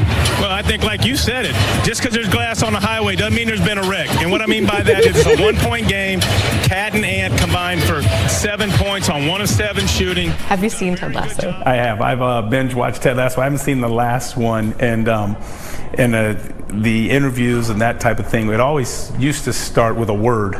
They tried to, and when I was doing it in Denver, even our head coach Mike Malone was like, can you get in different words, whether it be, so I had snuffleupagus, had to meow one time, and they would bet, and they would say, you won't do this or you will. I was like, I'll do it. What are they going to, and then it became the Ted Lasso stuff. What's his word going to be at the press conference? That is so funny. That's good. That is that used to be a challenge. I've had buddies who've done that to me over the years of radio. Way back in the day when I started doing updates, hey, can you put this word into an update? See, in an update, it makes sense. Yes. And the show, and you're like, snuffleupagus. Yeah. You doing a bit for your group chat right now? What are we doing here? Yeah, that kind of stood out like a sore thumb. I think he seems delightful, seems smart, ready to go. He signed the contract. He made the decision. I just look forward to kind of getting to know him, I think, from a media fan standpoint, watching what he's going to be with the organization and how they develop everything. I know people are hot and bothered by the contract stuff right now. I think eventually that'll die down. We'll get back to the basketball side stuff. Terry was fine. Mm-hmm. Most personality from a coach angle since... I mean, it's definitely Terry. Chauncey didn't have much personality. Terry, at least, he'd show up in the plaid suit to honor Jack. Like, he did some fun stuff. Once in a while would rib you a little bit. He had a Timbers game drinking a beer, and you're like, hey, it's Terry drinking a beer over there. We had him on, and he was like, congrats on the article. Yeah. Like, what? Okay. Yeah, cool. He definitely had personality and but pizzazz. Not like this. This is like... Other than that, I mean, you're going to like Mo Cheeks, there was nothing there. No. Dunleavy, there was nothing there. Nate, nothing there. Nate, definitely nothing there. Adelman probably maybe good with media off the record, but he didn't give you jokes. No. I think he's maybe potentially the best personality from a media standpoint we've ever had. Very well could be. Excited about the hire. I think he's going to be beloved here in Portland. Okay, so this was Lanning. We talked about this when it came out. You thought about buying one, I think, for me, and I thought you looked up the rate. I don't know. I sent a text. I haven't heard back yet. I think it was like $300. They're pretty spendy. So somebody bought, my brother-in-law is expecting their kid relatively soon, I think sometime in July. And so somebody on Father's Day, I'm assuming it's his wife, but I don't know. She bought him, or somebody bought him, a cameo from Dan Lanning. $150. Okay, well, that's not as bad. $150. And I think you give like little prompts of like your names and why the messaging is getting sent, and so he's got a little thing to go off of. Here's what a cameo from Dan Lanning sounds like. Michael, what's up, man? I wanted to wish you a happy Father's Day because we got a baby on the way, man, and your life is about to change. I'm so excited for you and Danny. This will be an unbelievable event in your lifetime, and these Father's Days, they're going to mean a little bit something more every single time they come around from now on. So love the fact that you're a huge Duck fan, and very excited for you and your family about what the future has to hold. I hope you enjoy your day. You certainly deserve it, and go kill it in life just like you have, and then kill it as a father as well, and it will be one of the most rewarding experiences of your life. Go Ducks. Yeah.